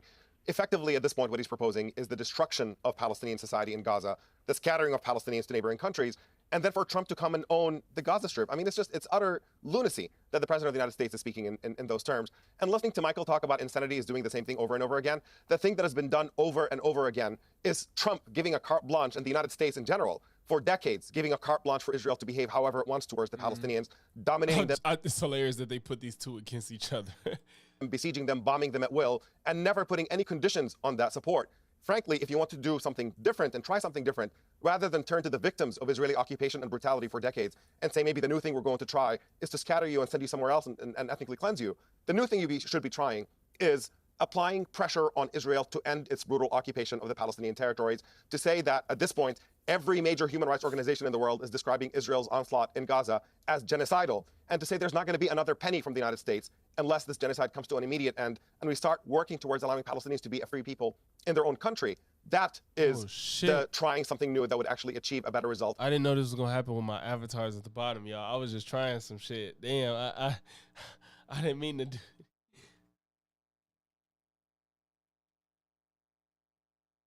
Oh, shit. Rather than this insanity of looking at an entire history of utterly deranged American policy of just enabling Israel's worst behavior and saying, well, the new thing, maybe we just have not been tough enough on the victims, and that's what we must do different. It's utterly bonkers. Okay, Vinny, what's your response to that? Well, Piers, I have mixed emotions with this entire situation, but I always like to go back to, like, we can't talk about where we are today, Piers, until figuring out how we got here. October 7th, you mentioned, Piers, 15 months ago, worst attack, almost, 1,300 civilians murdered by Hamas. Horrible, horrible day. But the fact that, and John Kirby came out a week after and said, people were asking, how could this happen? How could the most secure piece of land in the entire planet, okay, Piers, I don't know if you've ever been to Israel. Dogs walk past these freaking security. Okay, so you cannot tell me at all that Mossad, the Shin Bet, and the IDF not only had no idea that it happened, and it appears for 6 to 12 hours in certain places, this happened. And when you have John Kirby coming up in front of the White House, and he was like, you know what? People were asking, what happened? Now's not the time. And then Bibi's attitude is, you know what? Maybe after the war. So no answered questions. Nobody knows what happens, Piers. But and then also, October 13, 2023, the Israeli Minister of Intelligence had a document coming out, Alternatives to Political Directive for Civilian Population in Gaza. They had a plan ready to go, put all these people in tents. Oh, God. Yo, oh my fucking goodness, bro. I don't know how that just happened, y'all. I'm sorry. I think the side of my mouse had hit. That's what had happened. Sorry.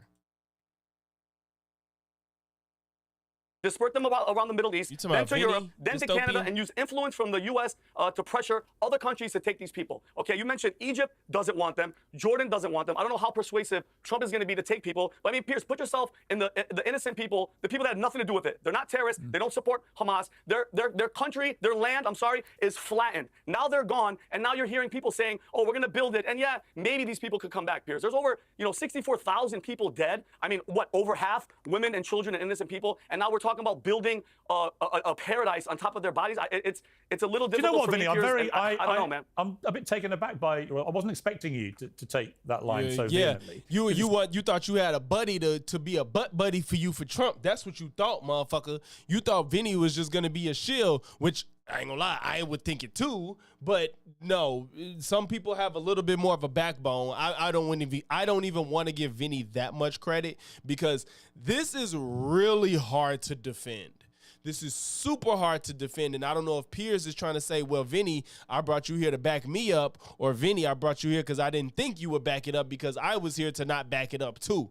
So either way, this plays in Piers' favor. He could still get the optic W for this, even though I don't give him that much credit because he's still a piece of shit.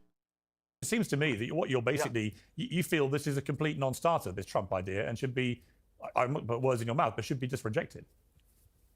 No, well, Piers, here's my, and this is where I'm conflicted, like I said in the beginning.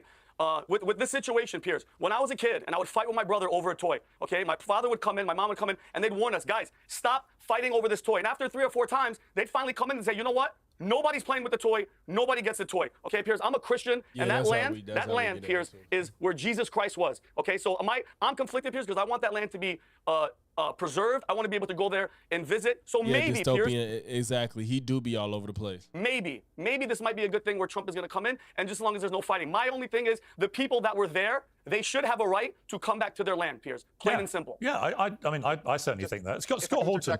Well, let me bring in Scott. He's not spoken yet.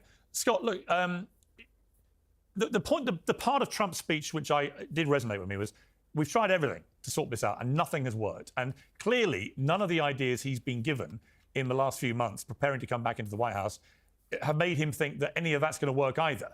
So he's throwing something out there, a kind of firebomb idea, I think, to rattle everyone's cage and try and force people to come to some kind of resolution that could work. That's my gut feeling. I might be wrong. Sometimes I'm completely wrong about Donald Trump and what he really thinks. But it just seems to me he's negotiating here, wanting people to get their heads together and work out what could work. He always turns red. I agree with that. In your opening statement for this segment, too, that he's playing hardball and I suppose is trying to get Qatar, Saudi, Egypt, Jordan. Who is that? You talking about Gaza? Not to my, I don't know. Don't quote me, but to my understanding, I don't think the land is like full of resources that we are in need of or anything. Trump just wants power, bro. I think he just thinks it looks powerful. To take responsibility probably for the occupation and rebuilding. And then also, of course, as we're talking about here, the cleansing and the so-called resettlement of these people. So I think any mention of, oh yeah, no, we're going to make a nice place for the Palestinians to live. They don't mean that. When they say, oh, yeah, people of the area are going to take over Gaza now, they mean Israeli Jews are going to replace the people there. And the thing is, America can't do that. I mean, the Pentagon, I don't know if he talked to the generals before he said that or anything, or exactly what he has in mind, if he really thinks he's going to do that. But that would mean American GIs and Marines in the place of the IDF.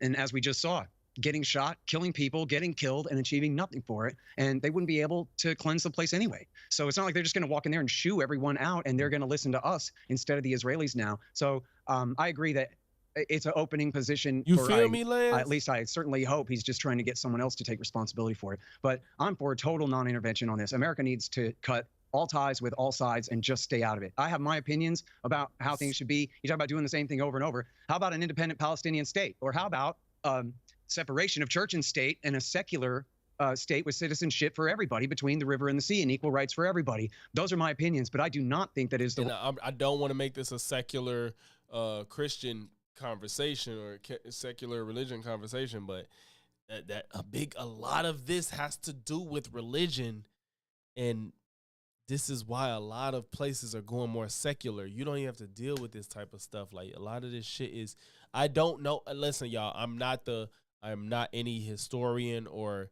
well-informed person on the Gaza and Palestine issue. I don't know a lot of the information. I know the very basic information on this conflict.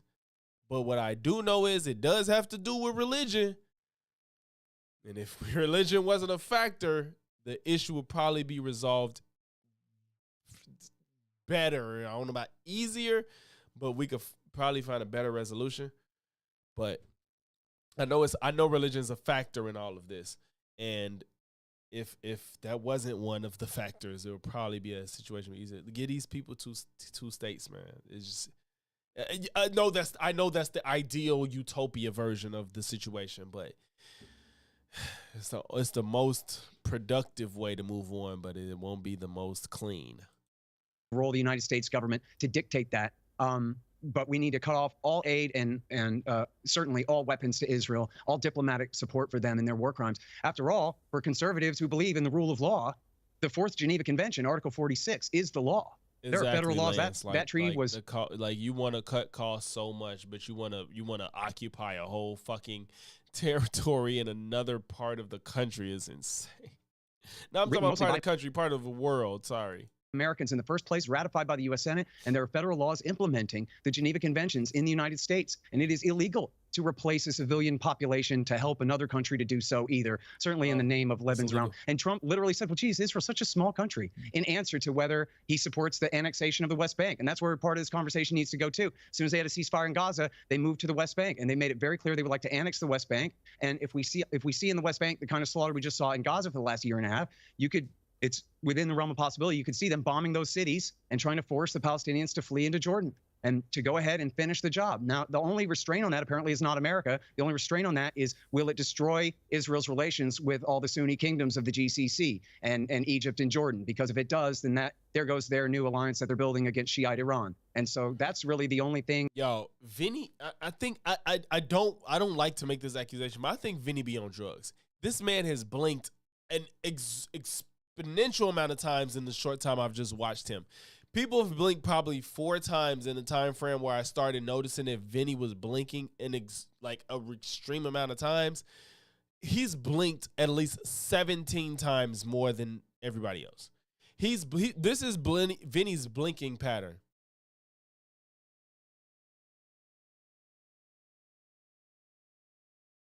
Everybody else kind of just like,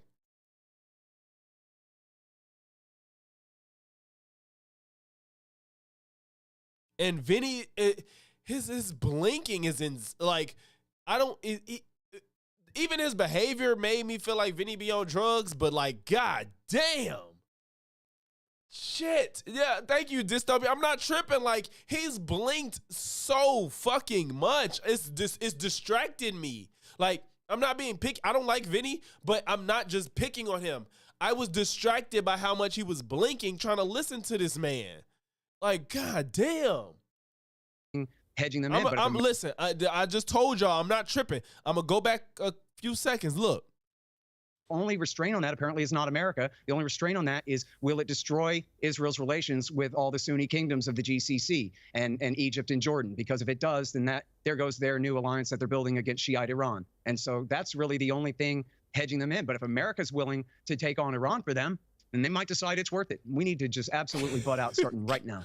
Okay, Michael, it's very interesting to me watching. Yeah, like Vinny, he is just like, even people with eccentric personalities, Vinny is just behavior is I've always felt like Vinny was on some shit. Like, I don't know what it is because I don't know drugs like that, but I don't know what it is, but he's on something. In London at the moment, but watching a lot of conservative right in America turning more and more against President Zelensky, who I interviewed yesterday, and the battle against Russia that Ukraine has been fighting, which I've always believed was a sickening illegal invasion of a sovereign democratic European country, and that whatever claims Putin makes about being provoked and so on actually is just a cover for the fact he wishes the Soviet Union never got dismantled, and he'd love to get it all back. I got to excuse my cough. But putting that aside, a lot of conservatives in America now. Pierce, I'll send you a copy of the book if you just have your producer send my guy your mailing address there. I would love to. We'll do that. Thank you very much. Always like to read your stuff. But Michael, the point I was going to make was, is there not an inconsistency here between the conservatives in America, many of them now, a big number, who want no involvement in Ukraine because it's thousands of miles away? It's not. I want everybody to take note of BPS off the chart on me, bro. I just want us to take note of Pierce's tone in this video. He doesn't even sound excited to report on this conflict or this issue whatsoever. Pierce does not sound like he wants to do this in any capacity, because Trump is just like 99.9% in the wrong in this situation. Pierce does not have that same vigor he usually has when he has an opportunity to defend Trump, because Trump is indefensible in this situation. So yeah, you can't unsee it at this point, and I'm sorry because it was distracting for me. I'm so sorry if I made you like you can't focus on the video the same. But yeah, Pierce doesn't have the same energy in this video as he usually does. He's somber as fuck. He's not as energetic. Many of them now, a big number, who want no involvement in Ukraine because it's thousands of miles away. It's not our problem. We shouldn't get involved in this. America first, MAGA, so on. And yet here you have another situation which is thousands of miles away. You could put exactly the same arguments up that Israel v. Hamas has nothing to do with America, exactly as Scott just said, really. And is there not, I mean, I had this conversation with Tucker Carlson in Saudi Arabia last week, and I think he struggled a bit, actually, to explain why one deserves America's fulsome support and the other doesn't. Can you articulate it better for me? I hope I can. I think there's no inconsistency because the principle is that we American conservatives generally... The principle is defend Trump at all costs. We trust Trump's gut and strategy on foreign policy. That's not hero worship. That's not idolatry. That is a rational prejudice that we have arrived at because President Trump has achieved better results on foreign policy than any presidents in our lifetime, certainly in my lifetime. But that's not the Republican question. or Democrat. Come on, Pierce. Show us a fucking spine. Prejudice that we have arrived at because President Trump has achieved better results on foreign policy than any presidents in our lifetime, certainly in my lifetime. But that's not the question. Or Democrat. That wasn't the question. The question was, what's the difference ideologically between America getting involved in helping Ukraine repel Russia and America getting involved in helping Israel repel Hamas? They're both thousands of miles away. They're conflicts that don't directly involve America. What is the ideological difference? Right. Well, I suppose we have to shift the premise a little bit here. America is involved in everything. Pache, to my libertarian friends, America is involved in everything. That is in part because we're the global hegemon. That is in part because we are an empire and have been an empire for a very long time. It is in part because nations have interests. All nations have interests. Even tiny little nations have interests, and they seek to influence other nations to better accord with those interests. So we are going to be involved in some way all over the world, whether that is in Ukraine or whether that is in the Middle East. The question is, how are we going to be involved? And here I think President Trump's commentary was really, really important. Trump says, on the one hand, we're going to take over Gaza. We're going to own Gaza. You saw Netanyahu's eyebrow went up. Why the fuck is he excited about that shit? Michael knows, like, people be so blinded by people that are like, excuse me, I guess giddy, positive, non-vulgar, and well-articulate. And they just be like Michael, I don't know if he's mastered this, but it's so obvious to me. Is like I'm not trying to act like I'm a professional or I have any large scale of credibility in the field, but I was a sociology major in college, and Michael gives off all of the signs of somebody that you can trust, and that's my issue. And I don't know if he knows it or not, but this smiley, giddy, non-combative energy that he gives, people be like, yeah. Like people that just don't understand the psychology, it's just like, yeah. Oh my God, this guy's honest. He's like, yeah, he's a happy person. He doesn't seem mischievous. He doesn't seem deceitful. And it's just like, bro, you are a piece of shit. Michael can put the biggest smile on his face and be like, well, you know, I think that if you believe in Trump, you know, I think the biggest thing is that if you are a Christian man, that, you know, if you do take your child and then you slap him upside the head a couple times and, you know, you just tell him you love him, you know, you do think that they are doing the right thing. They're just going about it the wrong way. And you just punch them a couple times in until their teeth fall out and, you know, and they can't develop their full adult teeth. And then, you know, they have gingivitis and, you know, and then maybe they swallow their tooth or whatnot. And then they can develop a stomach ulcer and whatnot. You know, I think that their child will grow up and be a productive human in society. That is Michael Knowles, and people will be like, Yes. Like, what the fuck? I can't stand this dude, bro. Fuck. Not sure he was totally prepared for that one during their press conference. On the other hand, he says, someone else is going to pay for all of this. We're not going to pay for this, and other people are going to figure it out. So what does that mean? If he says we're going to take over Gaza, we're going to own Gaza, people, I think, assumed that that means we're going to send in the Marines, or that we're at least going to send in the Trump Organization contractors to build a nice casino. On the other hand, the Marines cost money. So if someone else is going to pay for this, then it seems to me President Trump is saying, no, we're not going to be directly involved. We're just going to put a stop to this war. Which is why I think our other co-panelist here, who makes the suggestion that Trump is always just giving the Israelis exactly what they want, is totally absurd. President Trump got a ceasefire over the objection of many Israelis. President Trump has helped the Palestinian people a lot more than any presidents in our lifetimes. And so I think what you're seeing here literally the most ridiculous thing that has ever been said. Well, I think it's he's done more to undermine Palestinians at every turn. Is that ridiculous? Yeah, he did bring about a temporary ceasefire before he's about to propose a full ethnic cleansing. Listen, I have to interject here because Trump has done more to undermine Palestinian rights. He's recognized Israel's illegal occupation, illegal settlements, recognized Jerusalem as Israel's capital in violation of international law. Every single, I'm listing them for you. US policy There's for 3 decades. entire unanimity of condemnation of Israel's illegal occupation that Trump has recognized. Unanimity, and just on that point, so. I really US have to say that I'm fundamentally unanimity. Yeah, global hegemon acting like a rogue state in order to enable another rogue state. Yes, the entire world, if you look at the logs of the international, of the UN General Assembly voting, it's obvious that Israel and the US are out of step with the rest of the world on illegal occupation. I mean, it's just being condescending to somebody who does not know what they're talking about. It's always a wonderful experience. Maybe listen a little bit and try to learn and understand actually how the world works. No, you don't know what you're talking about. You're incredibly out of your depth. Okay, allow me to say a few words. It's funny because I know Omar Badar, and it's hilarious. There's levels. Omar absolutely knows more than Michael knows about this situation. I know less than both of them, but I watch people that talk about this shit, and I know less than all of them. But as an observer that doesn't know anything about any of this shit, Omar knows more than Michael. Michael is just trying to shield for Trump. And when I saw Omar go against Destiny, Destiny knows more than Omar. Despite how anybody feels about Destiny and what he done went through and all his faults and his transgressions and as a shit person as he is, that man knows politics and can discuss them in depth. And I don't care how you feel about his personal life, he knows what the fuck he's talking about in politics. So I don't care if you're watching this and you don't like that, it's the truth. And I'm not here to coddle anybody's feelings or virtue signal over some shit. Omar is hilarious because Omar is like, yeah, you don't know what you're talking about. Like, shut the fuck up. Because Michael don't. I don't know shit, but I know that Michael is just shilling for Trump and doesn't understand the broader scheme of what's happening. He just wants to rally for Trump.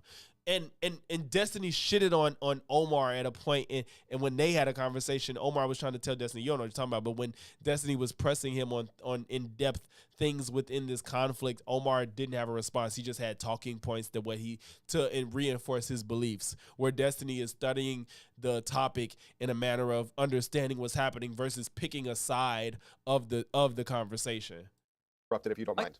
I think you've said a lot of words. I'm extremely uncomfortable with the idea. The United States is the global hegemon. I have not spoken. You've been speaking over me the entire time I've been speaking. All right, listen, guys, time out. We can't actually hear. Hang on, we can't hear either of you. So Omar, say what you want to say, then I'll let Michael respond. Sure. First, I want to say that I'm incredibly object to the suggestion that the entire Palestine-Israel conflict is like two children fighting over a neutral toy, and the parent needs to come and say it belongs to neither of you. Neither of you gets to play with it. The correct analogy, if you want to use that, it's a parent walking their spoiled child out in the street, finding another kid who has his own toy, and letting their own child get on top of that other kid, beat the living crap out of them, and take the toy out of their hands. And what you need is for the parent to say, let go of that other kid's toy and leave it alone. The entire world agrees. There's no debate, especially on Gaza and the West Bank, that those are occupied Palestinian territories that Israel has no legal title to whatsoever. This is the entire UN. This is the International Court of Justice, the General Assembly, the Security Council.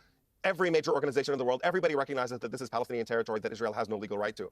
And so that's the dynamic.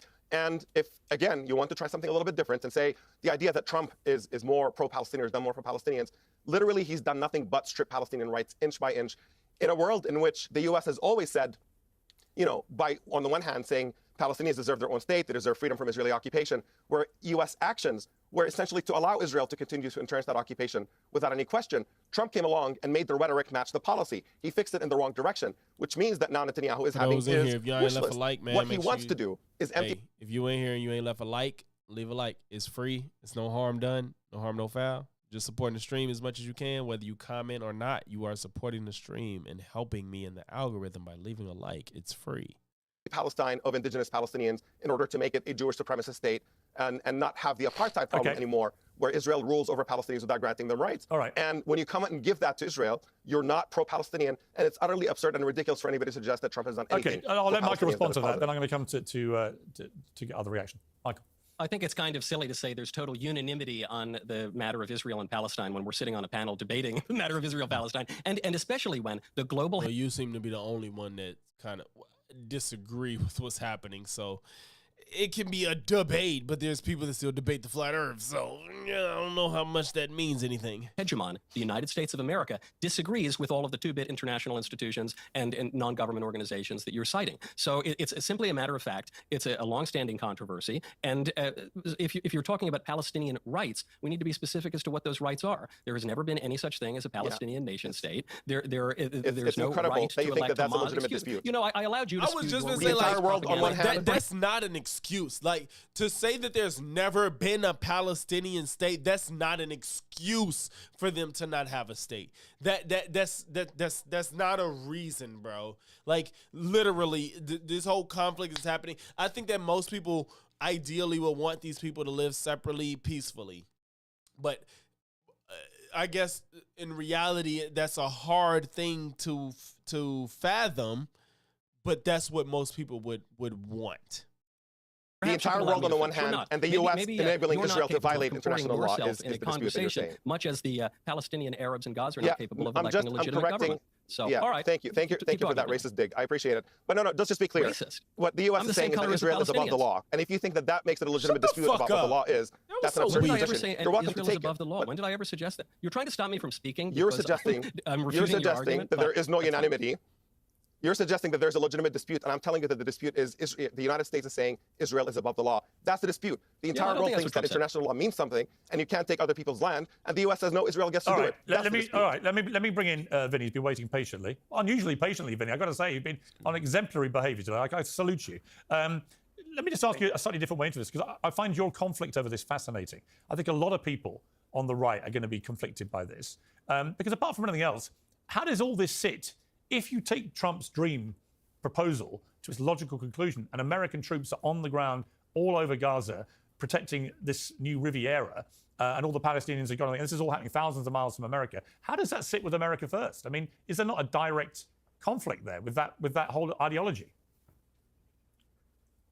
Yeah, Piers, and that's why I said from the beginning it's conflicted on two sides. I mean, Piers, you know me as a United States Air Force veteran. I am anti-war. The reason I left the military was because of the actions of the United States after 9/11, this weapons of mass destruction, this BS war that we were pushed into. Which, if you don't forget, Bibi Netanyahu did go in front of Congress and say also that Saddam Hussein not only had weapons of mass destruction, but that killing him, taking him out, would cause positive reverberations throughout the entire region. It did anything but that. But Piers, you know me, I'm anti-war, but at this situation, what else do we do, okay? There's one side, just like Ben Shapiro, Michael knows all this, Ben Shapiro has said, Israel could take care of itself, all right? Obviously, it can't. It's a horrible situation that's not going to get better. And I wanted to ask Omar, who's running, if the Palestinian, is Hamas in charge? Who's actually in charge? And what solutions do you have to taking out Hamas running the show? Because if they're in charge, nobody's going to stop, Omar. Nobody's going to stop. They're not going to stop. Yeah. And I'm not, like I said, Piers, I'm anti.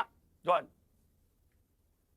Yeah, the obvious answer is you should ask how Hamas came to power. There was a two-state solution on the table back in the late 1990s towards 2000, with the idea that Israel was going to end the occupation of the West Bank and Gaza to allow the facilitation of a Palestinian state. And there was no support for Hamas at the time. They were trying to sabotage that deal. But only when Israel made clear that they have no interest in allowing a legitimate Palestinian state to exist, kept entrenching the occupation and insisting that Palestinians must live forever under the boot of Israeli occupation, that's when support for Hamas rose, and Hamas became a political force to contend with. So if you have a problem with Hamas being empowered, the obvious alternative is to create a peaceful path where Palestinians can be a free people. And as long as American policy is to enable Israel denying Palestinians freedom, that is precisely what empowers groups like Hamas and makes it impossible that we're going to get rid of groups that are advocating for violence as a means of achieving liberation. Okay, let me ask. When Israel has blocked every other avenue for freedom. Scott Horton, the obvious response I have to what Trump has said is, okay, if you find that idea completely objectionable and outrageous and shocking and it can't possibly happen, then what's a better one?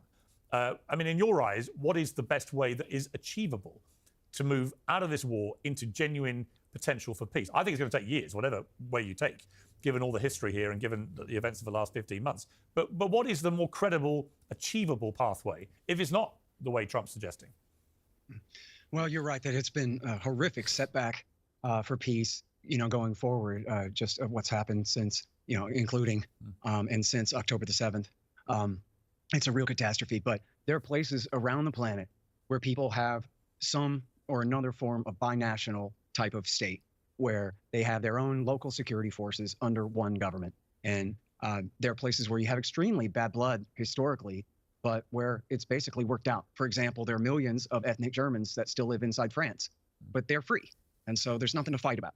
And but of course, Germany and France have fought over the millennia, right? If you want bad blood, you can have some. There's also essentially a status quo holding in Bosnia where there's tons of bad blood between the Bosnian Serbs, Croats, and Muslims, and they went through horrific fighting for years, but then they stopped. And they could get up in the morning and get revenge for their brother that died in the thing, or they can get up and go to work. And so if the dynamics are changed severely enough, then things can go back to hell. But it goes to show that people can put the past aside. Well, we had it in we had it close to where I am. We had it in Northern Ireland, of course. Where for many decades it seemed completely intractable. You had two groups led by paramilitaries, terrorists, whatever you want to call all of them. But they were, terrible actions on both sides throughout the troubles in Northern Ireland. But eventually, clear-headed new leadership, Bill Clinton, Tony Blair, George Mitchell, others all came together, and they managed to get to a place of peace. And actually, Northern Ireland now is a pretty peaceful place.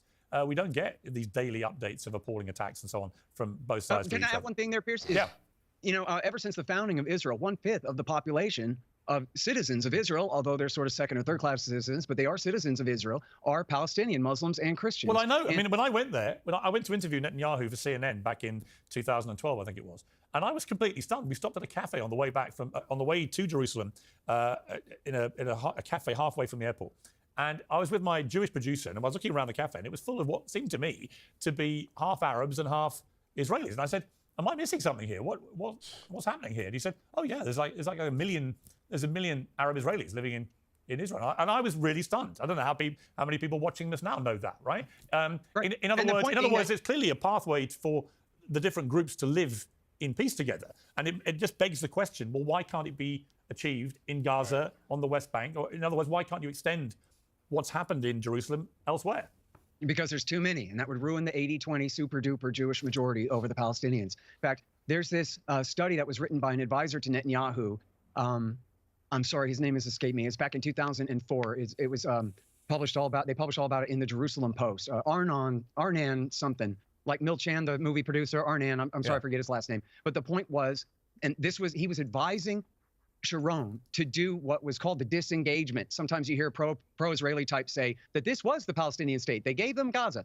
But what this guy is explaining is there's just too many Palestinians, and they keep making babies. So at the cost of withdrawing the Jewish settlers out of the Gaza Strip in 2005, what we'll do is we'll be figuratively kicking Gaza and the 2 million Palestinians there out of Israeli jurisdiction. That way, it won't be sort of this 50-50 split where it's really we get accused of having an apartheid state. Now we'll count 6 million Israelis versus only 3 million Palestinians on the West Bank. And so it won't look. Fuck. Damn. Sorry. Shit.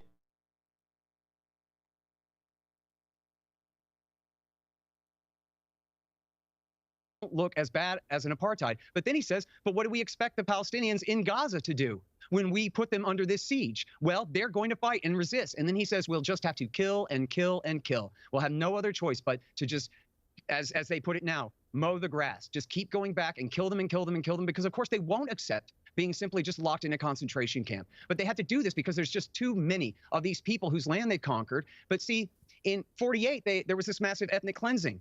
But in 67, when they took the Palestinian territories from Jordan and Egypt, they kept all the people, or almost all of them. So they have these huge territories with millions of people, almost an equivalent number of Palestinians as you have Israeli Jews, under the control of the Israeli government, as Netanyahu himself says, from the river to the sea. Okay. One nation, one security force for the whole area. Okay, So, Michael, the people I really feel sorry for today, I mean, lots of people I feel sorry for in that region right now, but I feel particularly sorry for the families of the remaining hostages, because there's got to be, surely, a genuine risk that this ceasefire, which so far has been, moving reasonably smoothly in terms of release of hostages and moving to the next stage, that Hamas may get a real injection of support from Palestinians who now believe they're all going to get kicked out, now believe there is ethnic cleansing that the President of the United States wants to lead, and that actually it could ruin the entire deal with Hamas and could lead potentially to the deaths of their loved ones who are still being kept hostage. I mean, anything could happen here, but you could easily see how support for Hamas, which we know from US intelligence that they believe every Hamas terrorist who's died has already been replaced, that the ideology remains pretty strong. Are you concerned that this whole deal could just unravel quickly? Well, to your point, Piers, support for Hamas hasn't really declined all that much. In fact, your previous guest, when you were speaking one-on-one, refused to say that Hamas even committed crimes on October 7th. So, we're already dealing with that starting point. And one could also see the flip side, which is that President Trump is the bad cop, and he's giving Netanyahu the opportunity to play the good cop, so that when Trump goes way past the deal and says, yeah, not only are we going to take over Gaza, not only are we going to get rid of all the Gazans, but we're going to build up a bunch of Trump towers, and then we're not going to let them even come visit. That is such an extreme position to start with, that it might potentially actually give the Israelis some wiggle room. You're already seeing a lot of Israeli politicians coming out and saying this is too far, this isn't going to really happen, this is really just a way to set the table for a negotiation. Right. So it seems to me, sure, there's risk in anything in this life, but when you're beginning with such destruction, such absolute human misery as the starting point, I'm willing to take a few risks, I guess. Okay, I want to switch gears and talk about USAID, which is this agency that's basically been shut down. Pierce Energy is just not here, and it's just so funny because Trump doesn't have any defensible positions in these past couple of days, so it's just like it's funny to just see this type of energy coming from Piers. Elon Musk appears to have led this, obviously with Trump's approval. Trump told reporters it was run by a bunch of radical lunatics and we're getting them out. Vinny, what do you make of this? I mean, it's got a workforce of 10,000 people. It managed $43 billion in appropriation. And you just getting rid of jobs for people. Like, ain't this about America first? And we want to create more work for Americans, yet let me come in and just take away jobs from people. You ain't even like saying, hold on, let me see how this money is getting allocated in these agencies and departments. Let me see what's going on. Are y'all misappropriating funds? Whatever. I'm not totally against the concept of figuring out if money is being spent right. But I damn sure am against it for somebody like Elon Musk or somebody that's just like, it's just, I don't know, man. Assisted approximately 130 countries. I just don't believe that everybody's evil. Like, people may not agree with this, but like, I've never been of the belief that a lot of people that one way or another accumulate status or power are inherently evil. Are there some? Absolutely. You're dealing with a small demographic of people, and so for you to get to that position in the first place, you have to be exceptional, whether it be deceptively or actually exceptional. So I just don't believe that a majority or even half of these people are just necessarily bad people. But I do think that there comes a point where you get to a certain level of status and hierarchy and power that you could be influenced to do things you may not do in any other ordinary circumstance. I do believe that, but I don't think that's necessarily evil. With disaster relief and economic development in 2023, this is what the White House Press Secretary Caroline Leavitt said about it. These are some of the insane priorities that organization has been spending money on. $1.5 million to advance DEI in Serbia's workplaces, $70,000 for a production of a DEI musical in Ireland, $47,000 for a transgender opera in Colombia, $32,000 for a transgender comic book in Peru. I don't know about you, but as an American taxpayer, I don't want my dollars going towards this crap, and I know the American comic book in Peru. Transgender $1,000 for a production. And I'm not saying you should want your money to go to that, but I just like hearing that, it sounds wrong either way, whether it actually happened or for you to lie about it. At least say a new comic in its entirety, like a whole new scheme, but a comic. Well, maybe comic book could mean an entire new plot line, but to be fair. A DEI musical in Ireland, $47,000 for a transgender opera in 0.5. These are some of the insane priorities that organization has been spending money on. I do want to see you point out priorities. I do want to see that. Because say these funds were donated for this purpose. Like, these people sent money, like, I want this to happen. I don't know what it is, but she said priorities. I don't know what indicates these are priorities. $1.5 million to advance DEI in Serbia's workplaces. If DEI has been shown to improve morale in workplace, improve profit in workplace, improve quality of life in workplace, and they want to help the world get to that place, which then makes them a relief off of America's back. You should want to. This is what people don't understand. They don't understand that as America being the world's superpower, when we influence and invest in other nations adopting what we have done that have seemed to have worked for us into them, then that will help them get to a place that we are in. Right?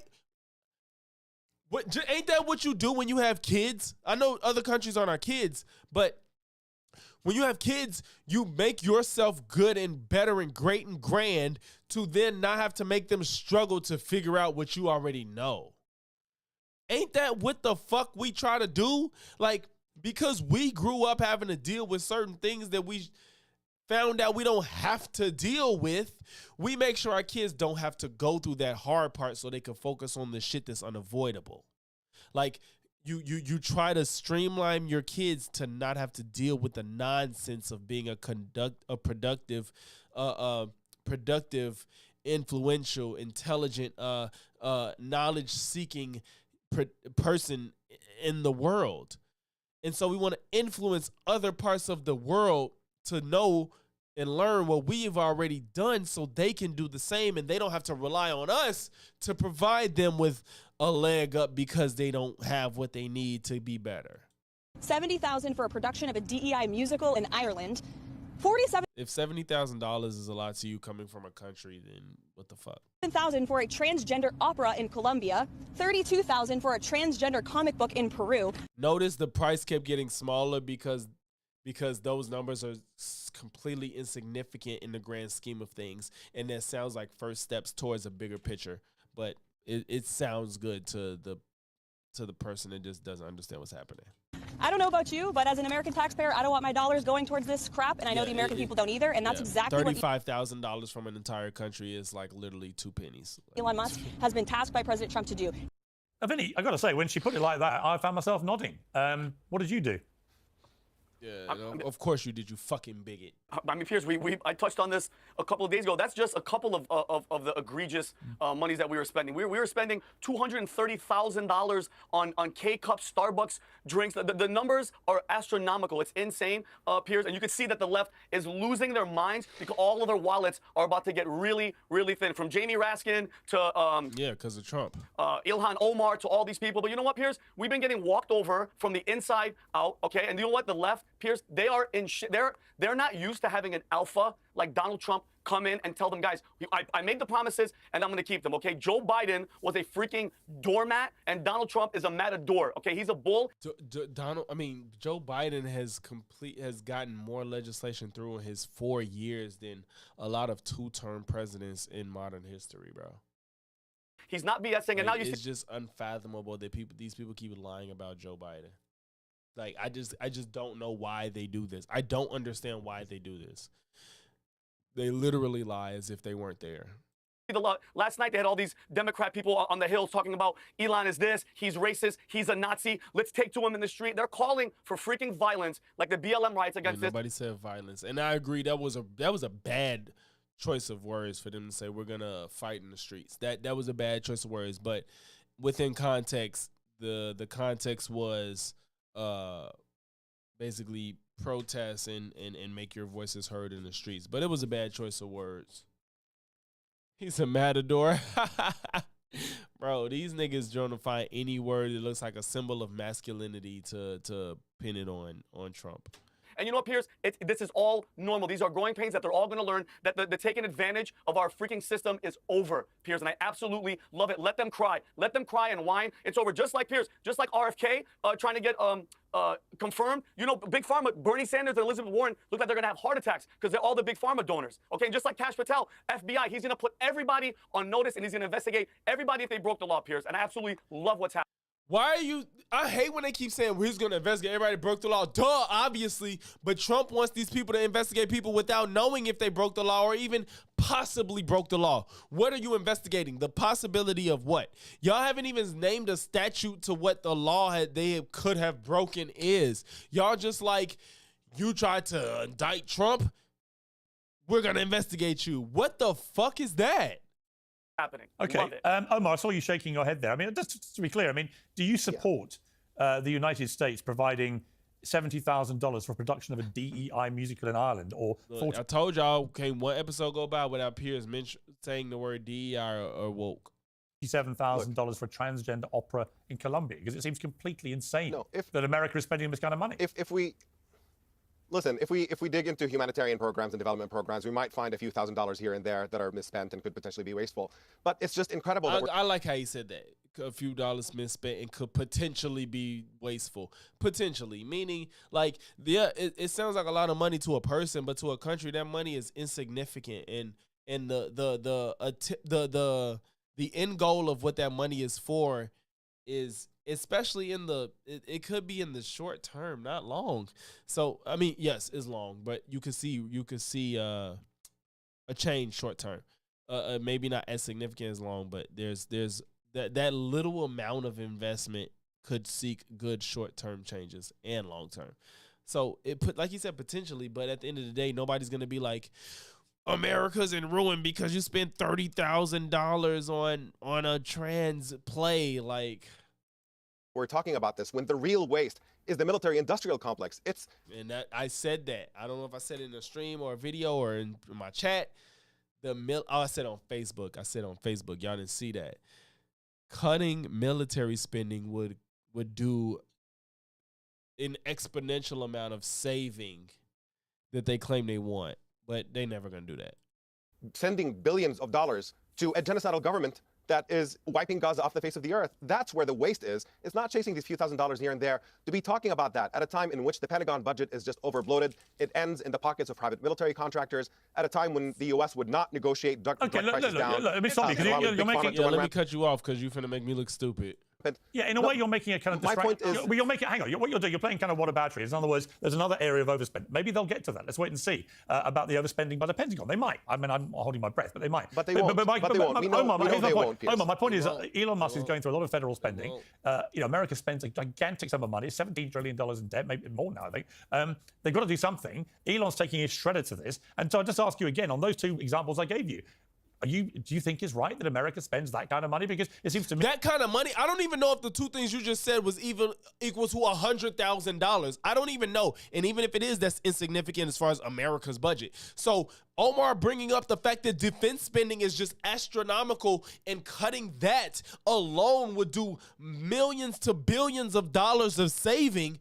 Why the fuck are you concerned with a few $100,000, Piers? You are full of shit. You just care about this DEI woke shit, you motherfucking hypocrite. Like, nigga, he's talking about shit that actually can change and is significant.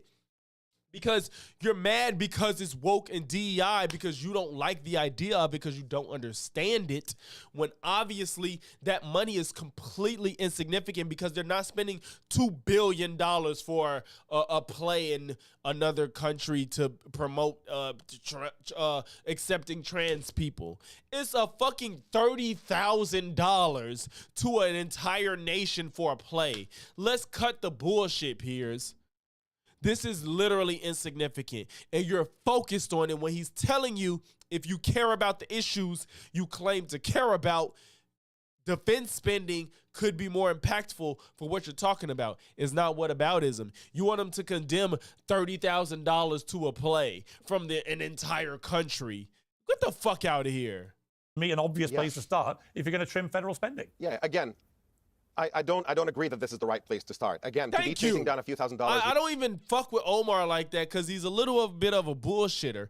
But I'm glad he's not stepping down, but he's not backing down to Piers' bullshit. Okay, again, I don't agree that this is the right place to start. Again, to be chasing down a few $1,000s here and there in random programs where it's millions, actually. When the No. No, to be fair, if you total all of the things he named him, is millions. But what Piers just gave the examples of, it wasn't millions. this is the right place to start. Again, to be chasing down a few $1,000s here and there in random programs where Well, they it's might be millions, waste, actually. when the obvious... It's to me, many millions. It's Even not, millions in the grand scheme of America isn't a lot. It's not 43, whataboutism. they actually Yes. manage $43 billion in appropriations. So Compared to the nearly $1 trillion it's not a few, budget it's and not a the few tens of thousand billions. here and there, is it? Omar, it's a lot of money. What? It's not a few, budget it's and not a the few tens of thousand billions. here and there, is it? Omar, it's a lot of money. That's not what Pierre's name, but I would love to see what that's broken down into. No, but I'm saying if you're looking at individual programs, again, when you're saying 73,000 for this and 400,000 for that, what about the 20 billion for Israeli war crimes? All right, yeah, against you made that point. That to All me right. is the obvious point to start. All right, You made that point. All right, yeah. What? You just don't care? It's not just whataboutism. It's All right, about scale. I think Scott, hang on, Scott. Scott wants to respond, and then I'll bring Michael in on it. Tron, I gotta figure out this fucking YouTube chat. Like, I see you on my screen, but I'm so irritated that YouTube chat won't show it, and you not. All you said was, "Bro, is dumb AF." Like, why the fuck won't YouTube show that? It's annoying me. Scott. Yeah. Omar, my guy, you're blowing it. Zodiac, yeah, Pierce is so disingenuous. Like yes, to me, a few $1 million is crazy, but a few $1 million to invest in other nations to help themselves drive to push incentive to be them more independent is a good investment in my opinion. Like, the reason America is so great and can help everybody else in this capacity is because we've been moving in the right direction. If y'all, these are the same people that claim to care about the well-being of people, the economy, the rule of law, all this shit. And when we do it and try to influence other people to do this because we have the ability to do it, they mad as fuck and say, no, stop it. Let them keep fucking up and doing shit the wrong way so the world could be in utter chaos more. Like, it's fucking stupid. Like, it's so ass backwards. Man, all you have to do is say, yes, absolutely, Yes. I agree, and we should all agree about this and about the Pentagon too, man. It's one big empire, and I'm sorry for Pearson. Wait, did Pierce just not catch the sarcasm? Is that what just happened? Scott. Yeah. Omar, my guy, you're blowing it, man. All you have to do is say, yes, absolutely, I agree, and we should all agree about this and about the Pentagon too, man. It's one big empire. Pierce is stupid as fuck. Pierce thought he was serious and he was being sarcastic. Perfect.